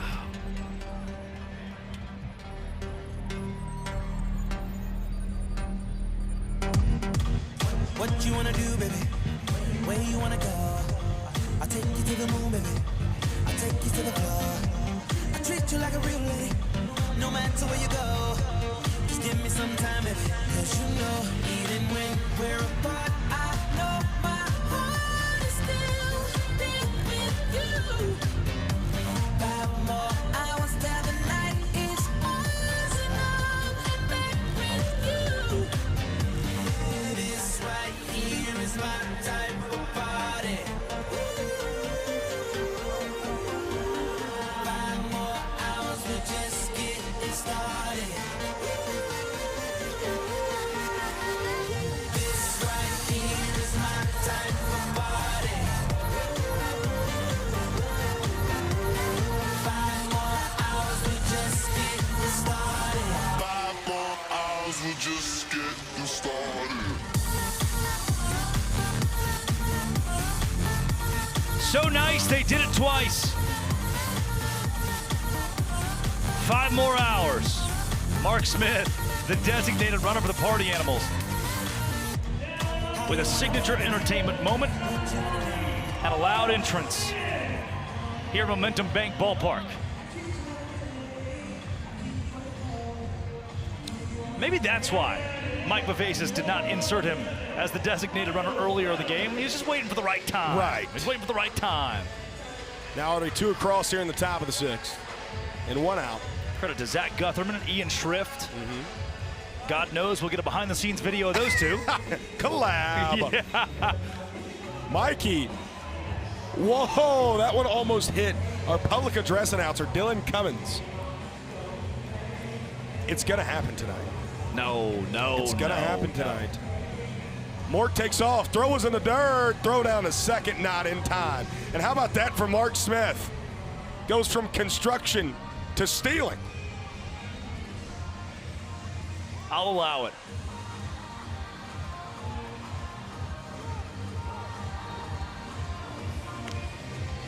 Got him! Yeah.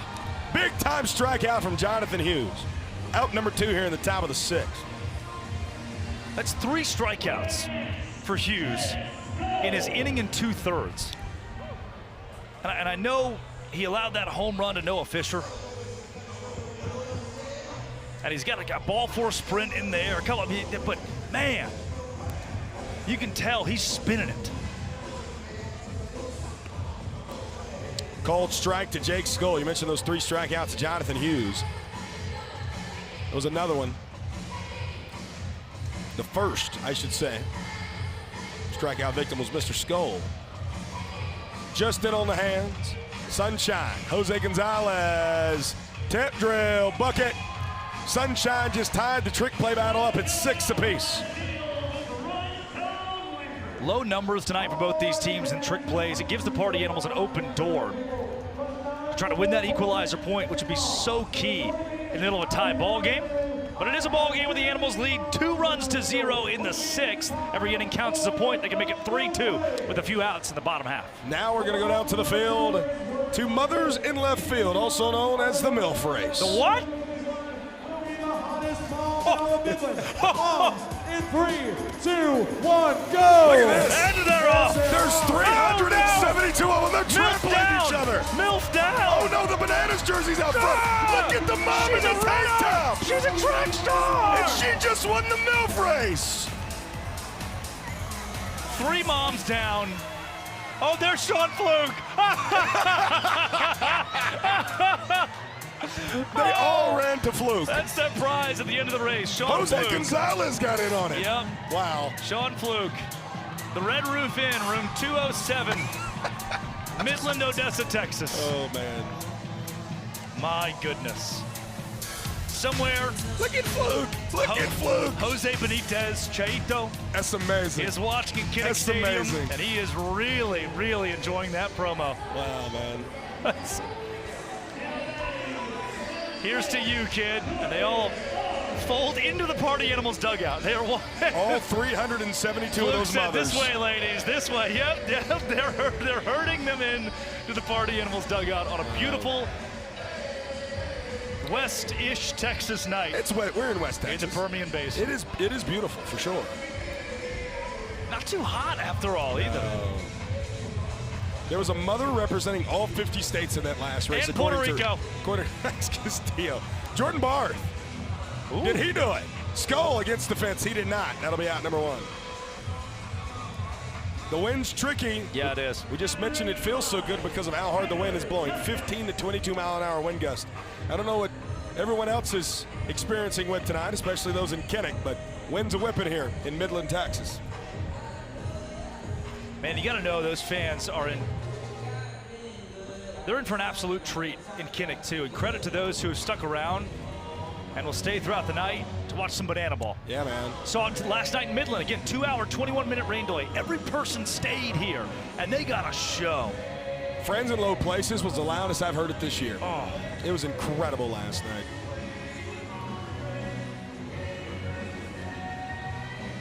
Taylor Justice gets ahead 2-1. He extended his own base streak to 36 games with a single his last time, huh? He's 70,000 fans on hand in Kinnick. Taylor Justice smoked to left, but foul. Also, we got to give big time thanks to Miko Scala, Josh Shalevsky, Chad Reese, who gave us the note that we were live inside Kinnick Stadium. Yep. Very cool. Appreciate all of you guys for joining us, as well as all those on the Texas Tailgaters YouTube channel here tonight. Yep. Day short of America's 250th birthday. Yeah, what man. a weekend. You could feel it here. And you know, we have that great Fans First Marketplace now for tickets. There was not a single ticket available in the ticket marketplace today. All the folks here, man, have filled up the 7,000 capacity here at Momentum Bank Ballpark. Full count now. Tell you what, too, I'm incredibly excited for the Hawkeye Wave. Tonight and tomorrow in Kinnick as well. We'll have eyes glued to that one. We got a dang good ball game here in Midland. Yeah. Taylor Justice smokes that one into the dugout with all the moms. Oh, and they're all begging for the ball. They're screaming for the ball down And there. Fluke has it. Fluke just tossed it into the crowd of them. Wow. Taylor again to right. Skull on his horse. Looking up and it's over his head. 3-hopper off the fence. Taylor with a stand-up one-out double. You're seeing banana ball for the first time. Why is the right fielder playing so far in? Because On it's a ball 3, four spread. that's right. 3-ball count. If Brett Helton is to throw ball 4 here, every defender behind him has to touch the banana ball, and the runner can go as far as he wants until each guy has completed so.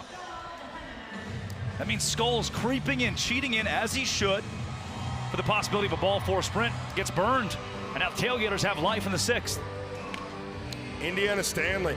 He's been hot this weekend. 2 for 3 last night. Had a double his last time up. Well, he was hot last weekend, too, and the weekend before that. And he's been pretty good at banana ball as well. He was hot on Tuesday. Yep. He'll be hot tomorrow, I can guarantee it. Right here, floated to right. Mikey can't get to it.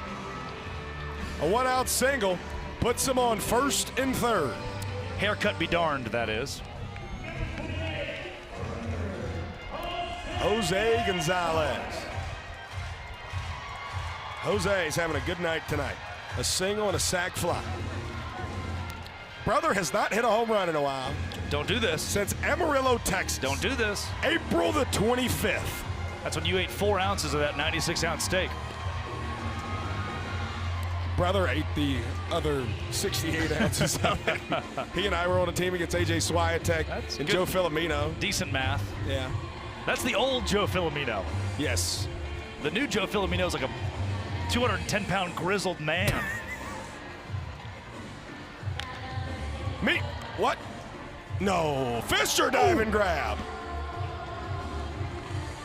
And a sac fly. 2 of them tonight now for Brother. Plates 1 here in the bottom of the 6th. Animals still lead the inning 2 runs to 1. Every inning counts as a point. If they can hold off Taj Porter, who had a single his last time up. Can I tell y'all a secret Party between Animals you and will God lead right there? 3-2. Yeah, okay, all right. Sorry, I thought you were done. Man, you know You just kept going. I'll tell you in a moment. I was excited.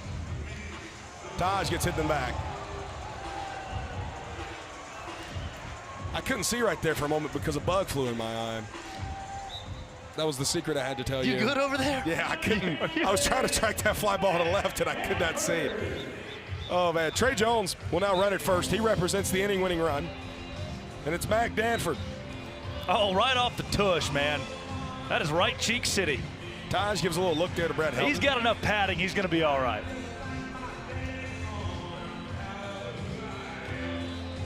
That's a rump right there, boss. Yes. They don't call him the Quad Father for nothing.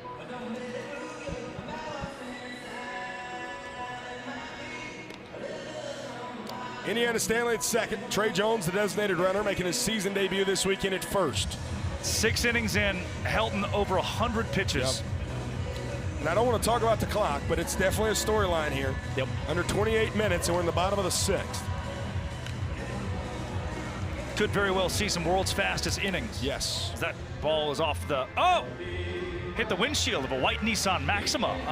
Arkansas plates down in the parking lot.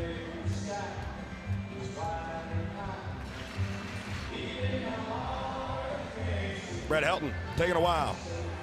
The 1-2. Got him! One comes across here for the Tailgaters, but it's not enough as the Party Animals win the 6th and retake a lead by a score of 3-2.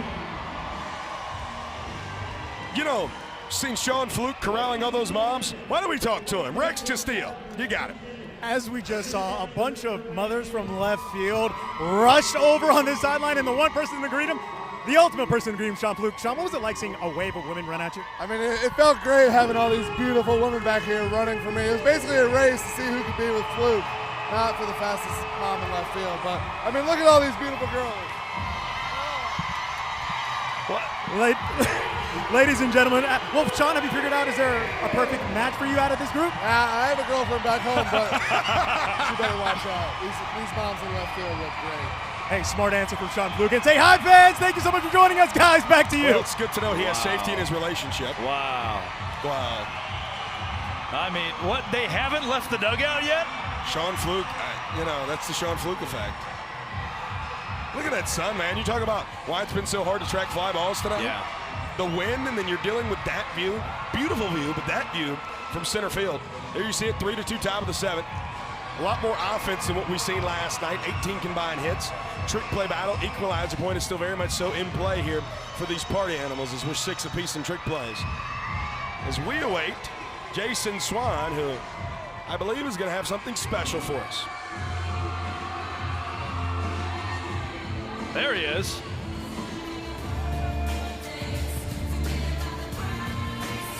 These screenagers, man.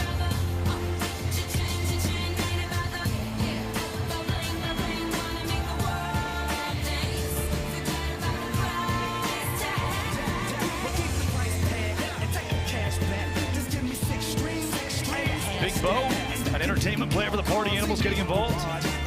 Mark Smith still in the construction vest. This is so unique. You talk about ideas are everything. The Party Animals filming this specific walk-up primarily from an iPhone. Selfie cam. Zach Gutherman and Avery Hughes combined for this idea. This one's over a year in the making, too. Oh, tarps off. Yep. That's 1 million views.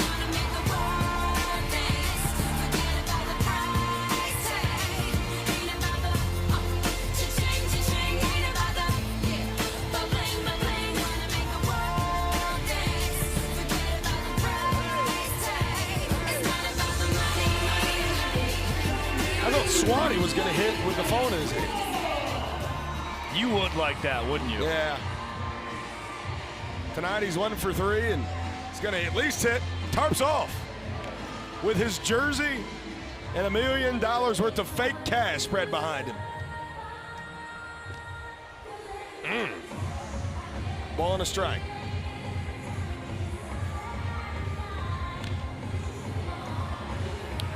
Fans won't have an opportunity as we out of the ballpark down the first base side. That 1997 Chevy got tagged earlier, right?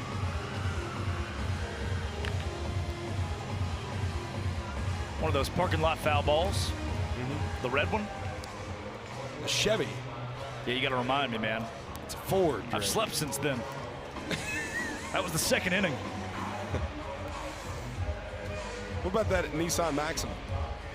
Got a Valonia sticker on the back of it. Some guys never graduate high school, they say. Yeah. Did you play all-time quarterback when you guys went to recess in middle school? You would. That's about 210 pounds at 5'3". You would. Single from Jason Swan. He's 2 for 4 tonight. I played all-time. Who's not going to eat their ice cream sandwich? So when did you grow to be 6'11"? About 7th grade. Oh, okay. I stayed 210 pounds and grew 1.5 foot. Wow, Great man. pitch. Yeah, Andy Cosgrove gets ahead.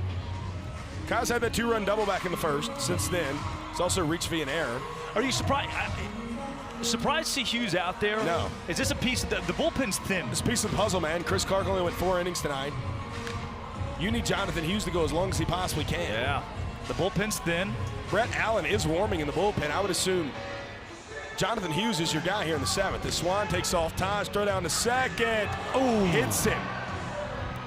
Swan ran right into that ball. It was way right to the bag. Yeah, you see him grimace. They got him on the arm. Yeah, that's scary. And Sunshine was trying to make a play there at second.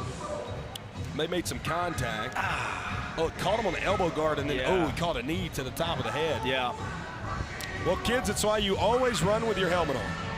Yep. Glad to see Swanee's okay. Cosgrove gets his ticket punched in, sprints back to the dugout. A hard 60 to the dugout. Turn and go. So now it's Reese Hampton. Again, time is definitely of the essence here. 21.5 minutes left. We're in the top of the 7th with 1 out. No new inning can begin if that time expires. Hampton rolls it over. Taylor Justice trick play, race to the bag. Hughes beats him there by half a step. 7-6. The Tailgaters take the trick play lead for the first time tonight. Book it, by the way. Door is still cracked open for the Party Animals to win the equalizer. If the visiting team has more trick plays than the home team going into the final inning, they're awarded an extra point. Most importantly, door's still open for him to get a run here in the top of the 7th. Yeah. Chopper. Jordan Barth. Got to get it to first. He won't get it there. A trick play missed will plate a run for the Animals here. And with 2 outs nonetheless. It's broken record city, Brett. Dating back to Nashville. The Animals swept that series, won the game against the Tailgaters last night off of mistakes. Missed tricks, base running errors, mistakes. And that does 2 things right there. 1, it allows a run to score for the Animals, and 2, it's not good for time at all. No, it's not. And you missed it there, but a foul ball from Chase Acuff, 0-1. 0-2. And that's not how the Party Animals want to win either. No. Take it how you can get it, but they want clean ball games. Barth redemption. This time plays it straight up and has out number 3. And last night, Barth doesn't go for that trick play. because the Tailgaters were ahead by so much in the trick play category. And because it's last night, as tight as it is here, Barth had to do that. The Animals forced that. Last night, the Animals only had 4 trick plays. Right. Albeit they only have 6 tonight, but they had 4 in the entirety of the game last night. And now we got something really, really cool. A special, special, special salute to troops here in Midland, Texas. Ladies and gentlemen, tonight we celebrate something truly special. On the eve of America's 250th birthday, we pause to honor the men and women who have defended our freedom with courage, sacrifice, and an unwavering commitment.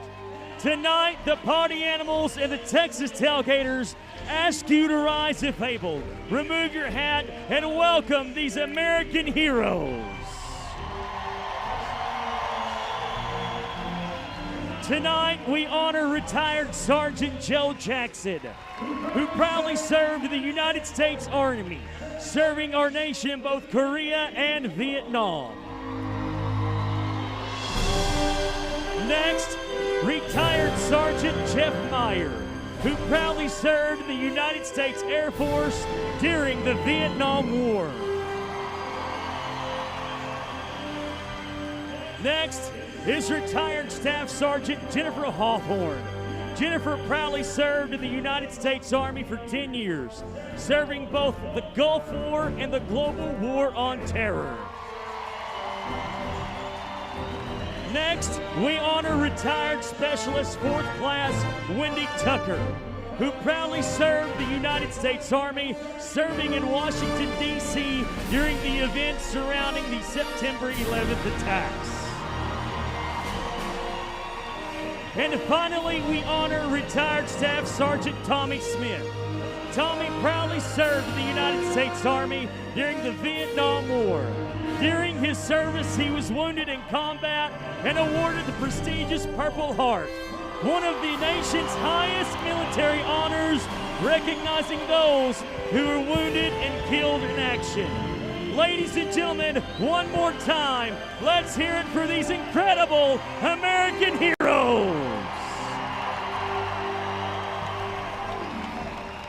At this time, would all members of the United States military, both past and present, please rise? I got to give a big shout out to those 5 veterans for being here. The backstory on that, Hannah Holsoff, who is our entertainment coordinator, want to do something special here in Midland, and with these Texan veterans who are being greeted now by the Texas Tailgaters, and all 7,000 people erupted into here. She was able to go out and wanted to make a special moment this weekend in Midland, and those 5 veterans able to come here, and on the 4th of July weekend, nonetheless, as they rep number 4 on the back of those Tailgater flag jerseys, they are honored here in Midland. How cool is that?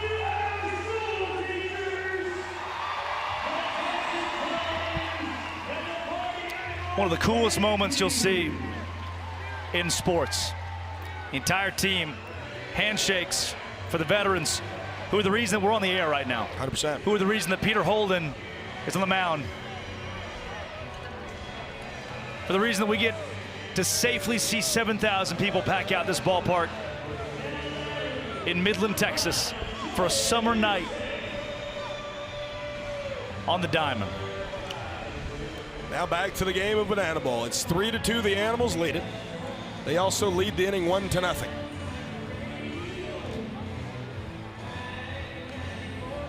Hey, YouTube. Coconuts fans, Clowns fans, Tailgaters, Animals, Bananas, and firefighters alike. Jordan Hussein smokes at the right, but foul. Officially off the air in Kinnick Stadium. That was cool, though. Yeah, a little 40 minutes saying hello to a live crowd of 70,000 people. Really neat.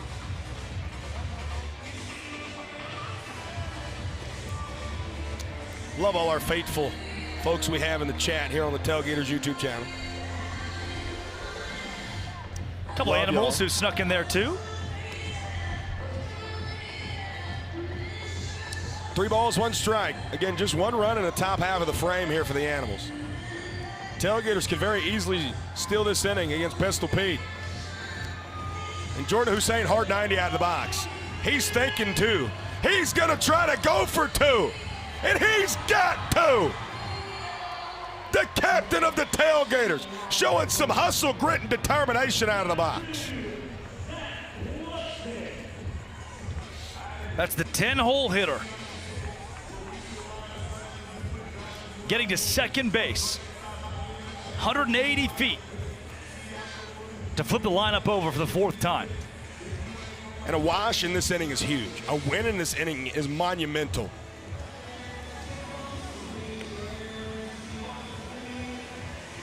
That's the thing, man. Pete's got such great stuff, but the control's been an issue. Top of the order here in Zach Watson. Again, you mentioned it. 1-0 to him. Pete's asking you to swing.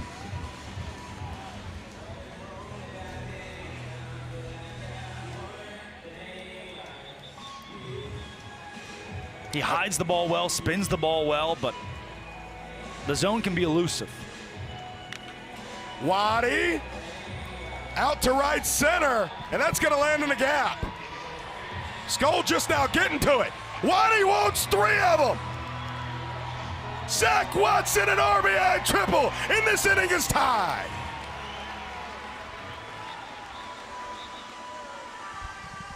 Hit ball hard.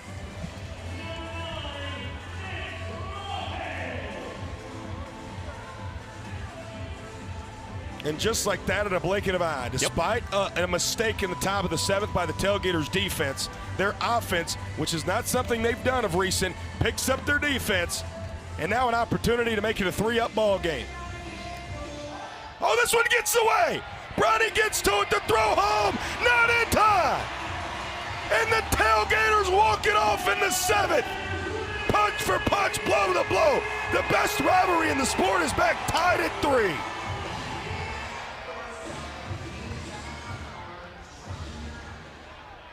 Oh, yeah. Waddy's in there. Credit to Bronson Ballhome for the hustle play alongside Peter Holden. But Zach Watson, that much faster. Speaking of fast, we got a world's fastest down on the field and a new arm. If we can quickly get to him, it's going to be the left-hander from LaSalle College, Matthew Fletcher. Big moment for this dude, man. I take you back to the Banana Ball Open, where Fletch came out in Game 3 against those Savannah Bananas, had the bases loaded in just 1 out, and got out of it unscathed. Right here, this is one of those big moments that you're going to look back on 2026 that Matthew Fletcher, and I don't say this lightly, could have a season defined on. And you look at me and you go, well, the Tailgaters won the Open. They're already in the playoffs. But right now, they've been on the first bad end of momentum that they had this year. They're losers of 4 out of their last 5. And now a lot of momentum from these offensive guys and your stars tonight. You need to hold on to it right here. You need to hang up a 0. More importantly, for the grand scheme of the ball game, we got to go fast in order to make it to this 9th inning. It'll be Tanner Thomas, Noah Fisher, Bronson Ballhome. Tanner and Noah have already homered here tonight.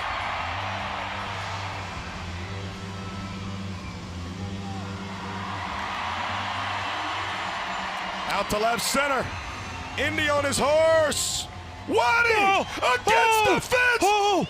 Web Gym of the Year! Zach Watson just scaled the fence for out number 1 at the top of the 8th. Houdini! That was magical! Wow. Oh my goodness! How did he catch that? He's Zach Watson. He's a Gold Glover. No That's regard. how he called it. No regard for his own body. Brett, I broke my pen in half on that play. Could you maybe look underneath you? I got another one for you. No. This is my traditional pen. Fisher out to right center. This one lands in the gap. Brother gets to it. Fish, man, having a heck of a ball game. Home run and a double now on his line. Nope, yep, it's squarely underneath you. Yeah, sorry, I can't move, Drake. I'm trying to call the game. You can so move. It's hard enough with my stigmatism to track the ball. I can't be moving around. You sure do love those Tailgaters, don't you? You love the party animals. Wow. I love Banana Ball. As do I. And the party animals. Good. The most fans first thing I've ever heard you say. Amen. Fletch, the 0-1 to Bronny. 0-2. I love that little yellow ball as much as I love anything in this life, Drake told. Don't get it twisted. NASCAR? Yep, more. Chopper, sunshine. Trick play, bucket. Big time for the buffer zone, makes it 8-6 in trick plays. Advancing up 90 feet there is Noah Fisher, though. And with 2 outs, it's Mikey Ballard.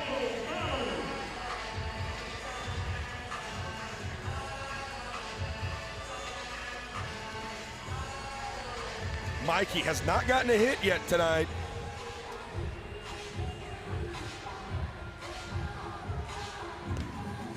Been uncharacteristic for the season. The rookie out of Louisiana Tech's had it.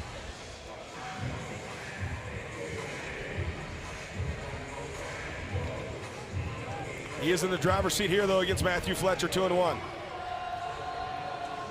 Clock not as much of a worrisome point as it has been, especially if Fletch can get out of this. Mikey to left. Waddy has it for out number 3. A web gem from Zach Watson. And Matthew Fletcher, with one of his biggest outings of the year, throws up a donut in the top of the 8th. And the Tailgaters with an opportunity to take a 4-3 lead. But on that same token, as do the Party Animals, with the equalizer point still in play, Tailgaters lead at 8-6.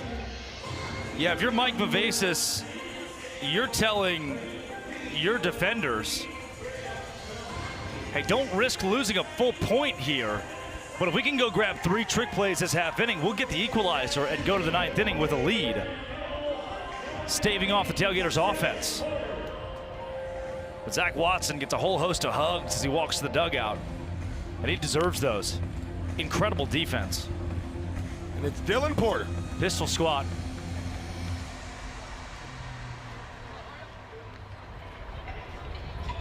"6'1".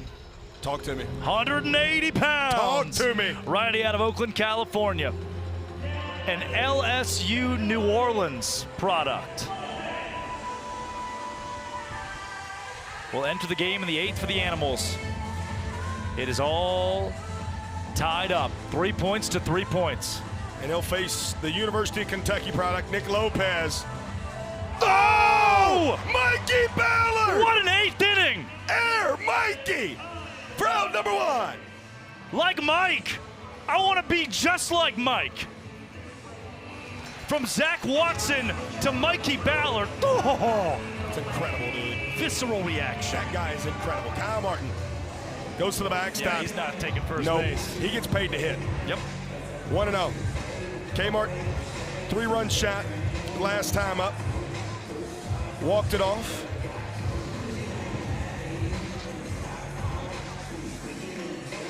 Mm, 2-0.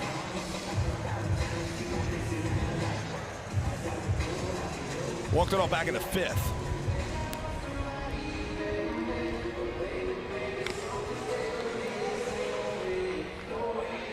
And with nobody on here, you can afford to work around him. Yes. You kind of have to.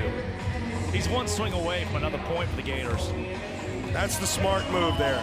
Now with the shift on, would Kyle Martin think about going to second? Not with the way his calf's still bothering. Right, that's right. He will go to first, and Trey Jones will run for him. Tailgaters, Party Animals both. Man, you played that perfectly. That's if you're the black and pink, that's what you do. And if you're the Tailgaters, you throw in Trey Jones, who could absolutely steal here. Yeah, you got plus speed. Trey's still looking for his first stolen base of the year. Jordan Barth looking for his first hit tonight. First hit of the weekend, I should say. Fans, an opportunity down the first base side. They did it. Is it called? Yes, it is. In a hat. It is. No. Seth Markham says no. Oh, my goodness. That's the most caught I've ever seen a fan caught foul ball.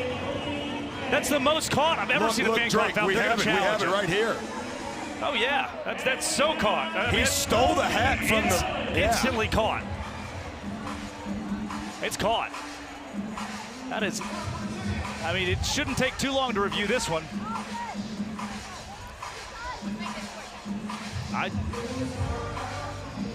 No, we had a great look at it. We got a great look. The first one we showed. We showed that one again. Keep showing the same angle. There's nothing else you have to show. Keep showing the same angle you showed us, because it's so very Now watch caught. this. This could be the only thing. The fan that had the hat drops the hat, and then it's the other fan who holds it up. The other fan catches it clean? Correct. I mean, that's fake. Correct. That's what a fan caught foul ball is.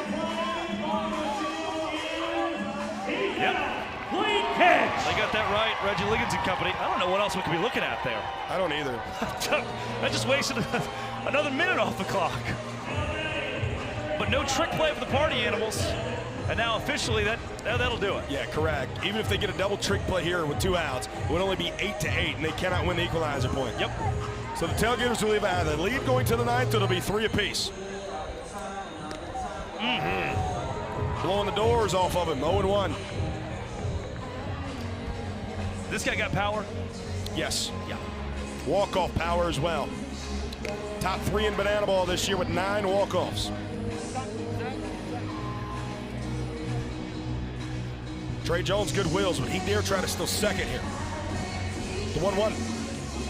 1-2.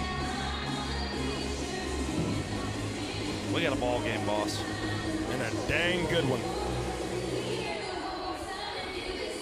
Trey takes off. Pitch misses high, throw down to second, not in time. Welcome back, Trey Jones. Steals bag number 1 of 2026. Yeah. That's funky. Oh, Vava wants to review it. He's sprinting out of the dugout.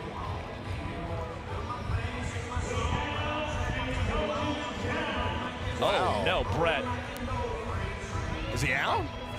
We need to see it again. I couldn't tell anything from that. I didn't see out. I guess. I mean, you see the dirt kick up. You can't quite tell where Trey's hand hits the bag. I mean, the call on the field is. What's the call? Call is safe. Call stands. Yeah. Has to. All right. Hair over 3 minutes. All these challenges making the heart palpitate a little bit. That's close to what the word is. That is the word. I go to the cardiologist a lot, Brett. Not as much as I do. That's why I quit caffeine and you're still on it. Dylan Porter, 2-2. Full count. A ball here would plate the 4th point of the ball game for the Tailgaters.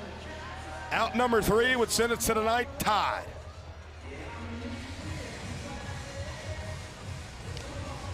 And it's a ball 4 sprint. Dylan Porter's beside himself. And the Tailgaters walk it off in the 8th via ball 4 sprint. 4-3 lead for the boys in blue and orange. Porter's at home plate. I mean, he said the last 2 of them. The last 2 were strikes. We can see a replay. A replay of where that ball comes in, whether or not it's the knees. Porter's incensed. And if we can get a replay of that, I mean, that's the most important play of the game to this point. Dylan Porter is one of the chillest dudes you will ever meet as well. No, from center field, that's not, we can't a side angle. If we can see dead center field, center field camera. Yeah, that's the side angle. Right where that pitch came down, it's hard to tell from there. Yeah, that's there. Oh, Brett, that's yeah, there. man. And then if we could continue to roll it here. Yeah, keep it going. Yeah, that's tough, man. Porter got squeezed. Beeline. He's right. He's right. You can't do that. Here's the thing, though, Drake. Can we have a level 3 banana ball conversation? Well, you talking about last night? No. You can. I mean, we just saw it last night too. Yeah, I mean, talking about the balls and strikes, of course, but also something in the league that we're trying to do. Despite how inconsistent would be the word that balls and strikes can be, trying to discourage guys from doing things like that. Of course, yeah. And I think it goes into the spirit of the game for kids are watching. 100%. We don't want kids to replicate that. You got to teach kids that, hey, in the spirit of the growth of the game, the growth of baseball, the growth of banana ball, that's the stuff you just can't do. Now, on the same token for Dylan Porter, he has a serious gripe there. Oh, now, with the game on the line, by the way. The 2-2, 50-50, I would say pitch, but the 3-2, Dylan got it there. And that should be a called strike. And right there, that pitch is the difference. Now on the Tailgaters, bringing in the closer here in the top of the 9th with a save opportunity up 4-3, and the difference in it being 3-3. As friends in low places, folks are just as ecstatic here in Midland, Texas as they were last night. All 7,000 up with their flashlight. And now, look down at that watch. Send it down to Rex for the fan who caught the foul ball. Guys, I'm here with Zach Coyle, the man who caught the foul ball eventually for an out. What was that like to be a part of the game? Oh, it was amazing. If I could do that every day, I would. So you love that rule, right? We love being fans first, for fans to be absolutely involved in it. And then you got some redemption when it was confirmed. How good did that feel? A little nervous because I came here as a Tailgaters fan. So a little bit iffy, but man, ball coming your way, you got to catch it. Having the time of your life out here? Oh, absolutely. Absolutely. Hot dogs are amazing. All right, guys, let's get it because we have the final inning to get to. Guys, back to you. It is indeed the final inning where every run counts as a point. That fan caught the foul ball, didn't mean anything in the grand scheme of things because the Tailgaters walked off the inning. And here comes the Texas Tailgaters closer.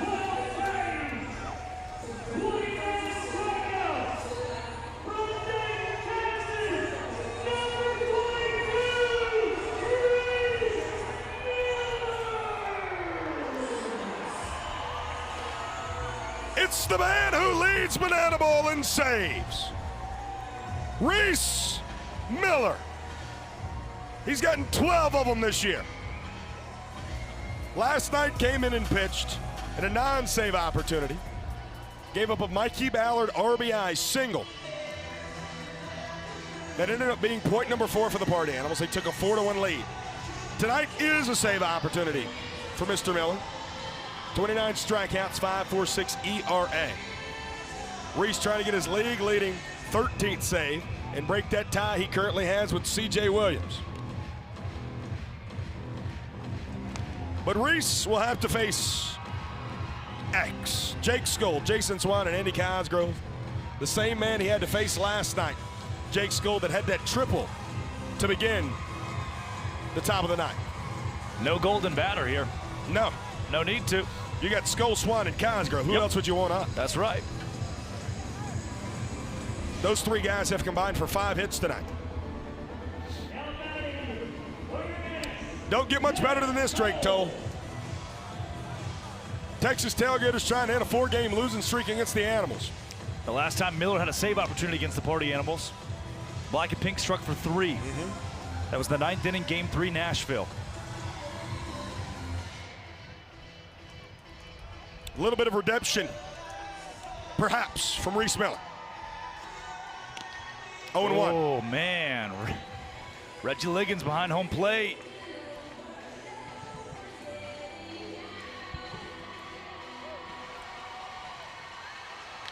Skoll!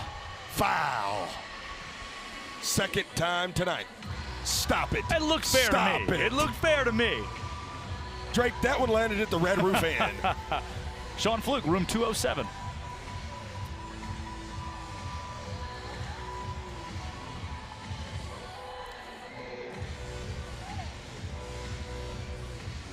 The 0-2. That's a good-looking pitch too, Brett. Giveth and he taketh. May I offer you a makeup call? A ball and 2 strikes.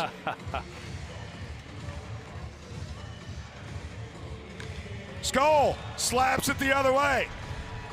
Zach Watson gets to it. Jake thinking about second, but he'll be content with 1. The Party Animals have their game-tying point standing over at first. Yeah, Skoll very wisely did not take off for second there, and that's on Anthony Cormado in a positive way at first base. And hold up. Zach Watson, credit to him for getting there so fast. Jason Swan now, 2 for 4 tonight. Here comes Joe Mikulik. He's out. He's given some pretty clear directions to Reese Miller. Swanee to center. Indiana Stanley out number 1. Meg is actually in charge of the defensive setup. He was telling Jordan Barth, his third baseman, to back up right there.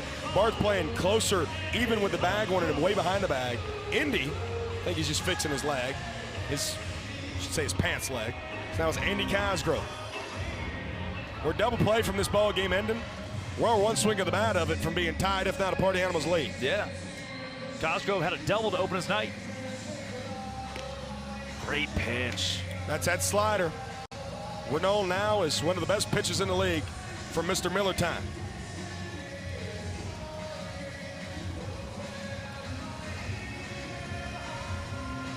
He goes to it again. Same pitch, same spot, different call, 2-1.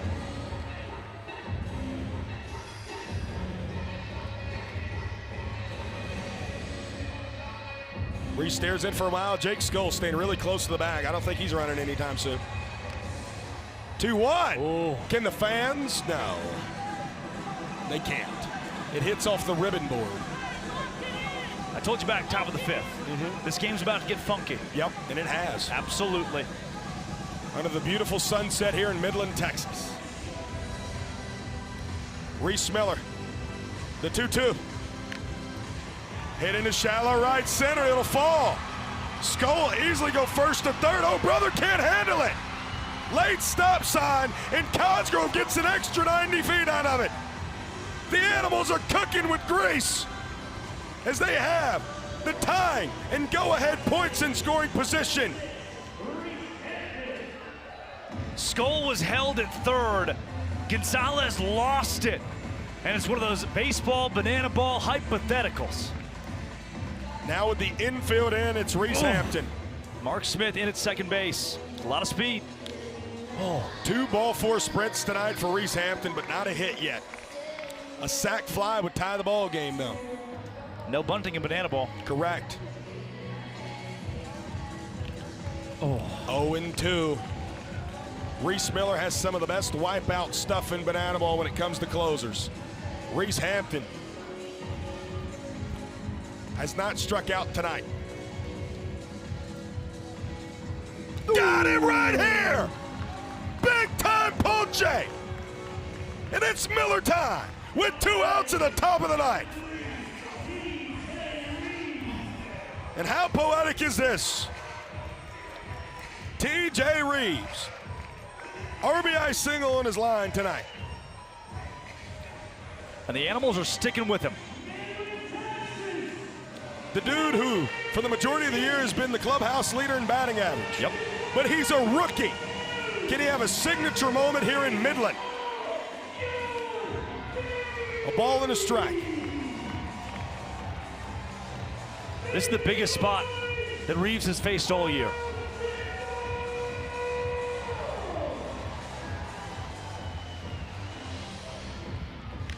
TJ Chopper, Jordan Barth, over to first, and the boys in blue and orange get their get back against the Animals with a 4-3 come from behind victory. If you're gonna come to Texas, you're gonna have to beat the Tailgaters. And tonight the boys in blue and orange defend their home state. And what do you say they dance a little bit? Let them do it, Brett. Let them do it.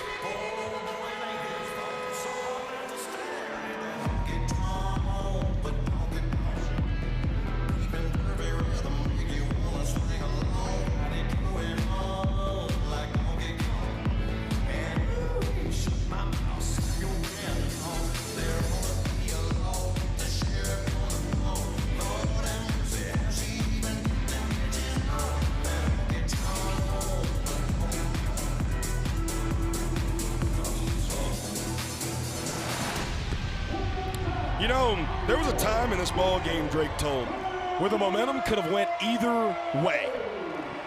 And oh yeah, 3-0 Party Animals. They were staring down the barrel of it in the 4th inning. And there was a young man that came up, calling the biggest, the largest, the quad five. Oh yeah. In a massive situation in what was a 1-1 inning there at the time in the bottom of the 4th. Yep. He works a 7-pitch at bat and walks it off. And finally, the Tailgaters were able to get a point. And it was somebody other than Kyle Martin that produced some offense. And that was the moment that took the lid off. He's also catching his 30th straight game tonight. Rex Castillo, you got him. Ladies and gentlemen, the quad father, Taj Porter, caught his 30th consecutive game today and a come-from-behind win. What did this victory mean for you, Taj? It was a dogfight. It was a dogfight, but this team never gives up. You know, I don't even know what else to say, man. This was a team effort. I love everybody here. Ouch, that hurt. But, you know, I'm proud of everybody here. We found a way to do it. It wasn't pretty, but at the end of the day, you just got to find a way to get it done. How do you guys stay calm, cool, and collected? You give up a 4th spot in the beginning of this game. You battle back, but is that just what this team is all about? Yeah, a bunch of junkyard dogs, man. This is what we do. Find a way. It ain't always going to be pretty, but we're going to get it done. Hey, this might be the Rockhound Stadium, but the junkyard dogs win tonight. Guys, back to you.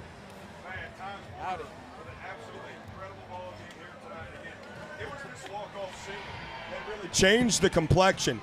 It was this walk-off single from Taj Porter that changed the complexion of the ballgame. I mean, if you don't get that walk-off single right there, it's 2-0 heading to the fifth, and that is a massively, massively, massively different story for these Texas Tailgaters. And again, 30 straight games behind the dish.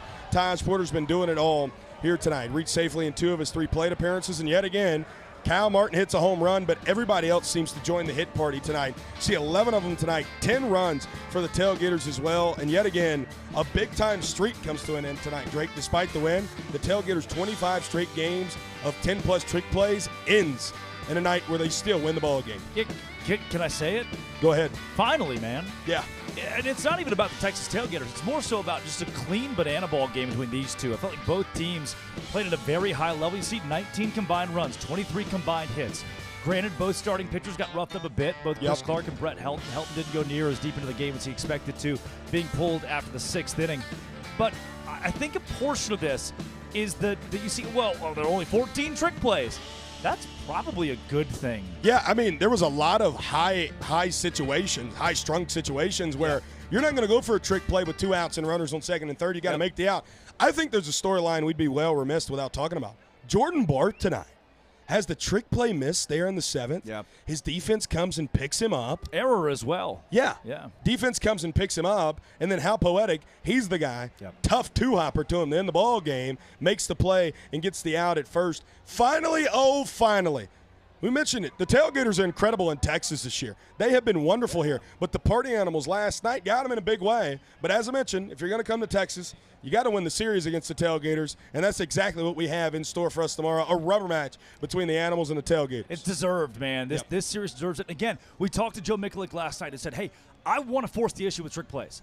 Go win the equalizer point or stave off the visiting team.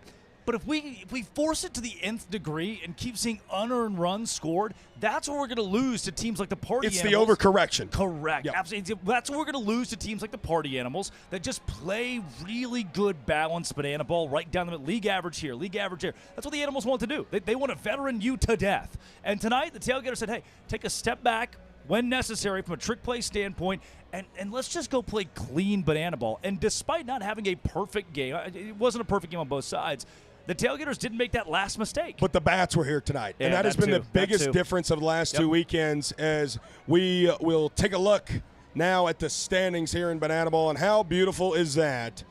The Tailgaters still sit atop the Banana Ball Championship League standings. And how cool is that now? I mean, that spoils you if you were wondering what happened tonight in Jacksonville, Florida. You now have 4 teams with 20 or more wins, and then a large gap down there to the Firefighters and the Clowns. Yeah, and I think if you're the Firefighters and the Clowns, it is one game at a time. That's the approach the rest of the way here, well past the halfway point in the Banana Ball Championship League in 2026. And for the Texas Tailgaters, man, just there's no opportunity for cruise control, but gosh, if they play it the way the Animals have, just kind of middle of the road, play your game, this is still the best team in the Banana Ball Championship League. And you're still battling to be the number 1 seed. I know the storyline has been that, we keep talking about, the Tailgaters have already clinched the playoff spot. They've already clinched the playoff spot. Yes, they have. But how important is it for them to be the home team in October? It's very important. They are 14-8 when playing as the home team in 2026. I think it's paramount for them to be the home team, as it is for the Animals. And I still think you're looking at teams 1A and 1B in Banana Ball. I agree, 100%. And I think I said it in the 4th or 5th inning that this is the Party Animals, the best team in the sport right now. 4 innings later, the Tailgaters win the game. Right. And it's because both these squads are so evenly matched. I've seen a lot of the Bananas. I've seen a lot of the Coconuts. Those Coconuts, they were dominant in many ways against the Party Animals, especially with how good their bats are. But when it comes to August and September, who's going to keep it together? Yeah, when you're past the dog days, you need veteran bats and level-headed and great coaching. And just when you need all of it, I think these are the 2 teams who are going to have that at the end of the season. And we've talked about it. If this isn't the championship, and I know it's just now July, but if this isn't the championship, I'd be surprised right now. Well, it obviously would depend on seeding, but I think if seeding lines up, this will be the Banana Bowl. For our wonderful people in our BTV group in our truck, under the tutelage of our director, Alex Gross, our wonderful producer, Mohawk Mike, our wonderful, wonderful sideline reporter, Rex Castillo, and our official scorer, Riley Turner. He's Drake Toll, who I wish I could work with every single night. I'm Brett Loftus, feeling you stay happy, stay healthy, and give somebody a hug that you love. And until tomorrow night, party on, Gator up! Love you guys. Love ya. It's amazing. Love ya. Honor it.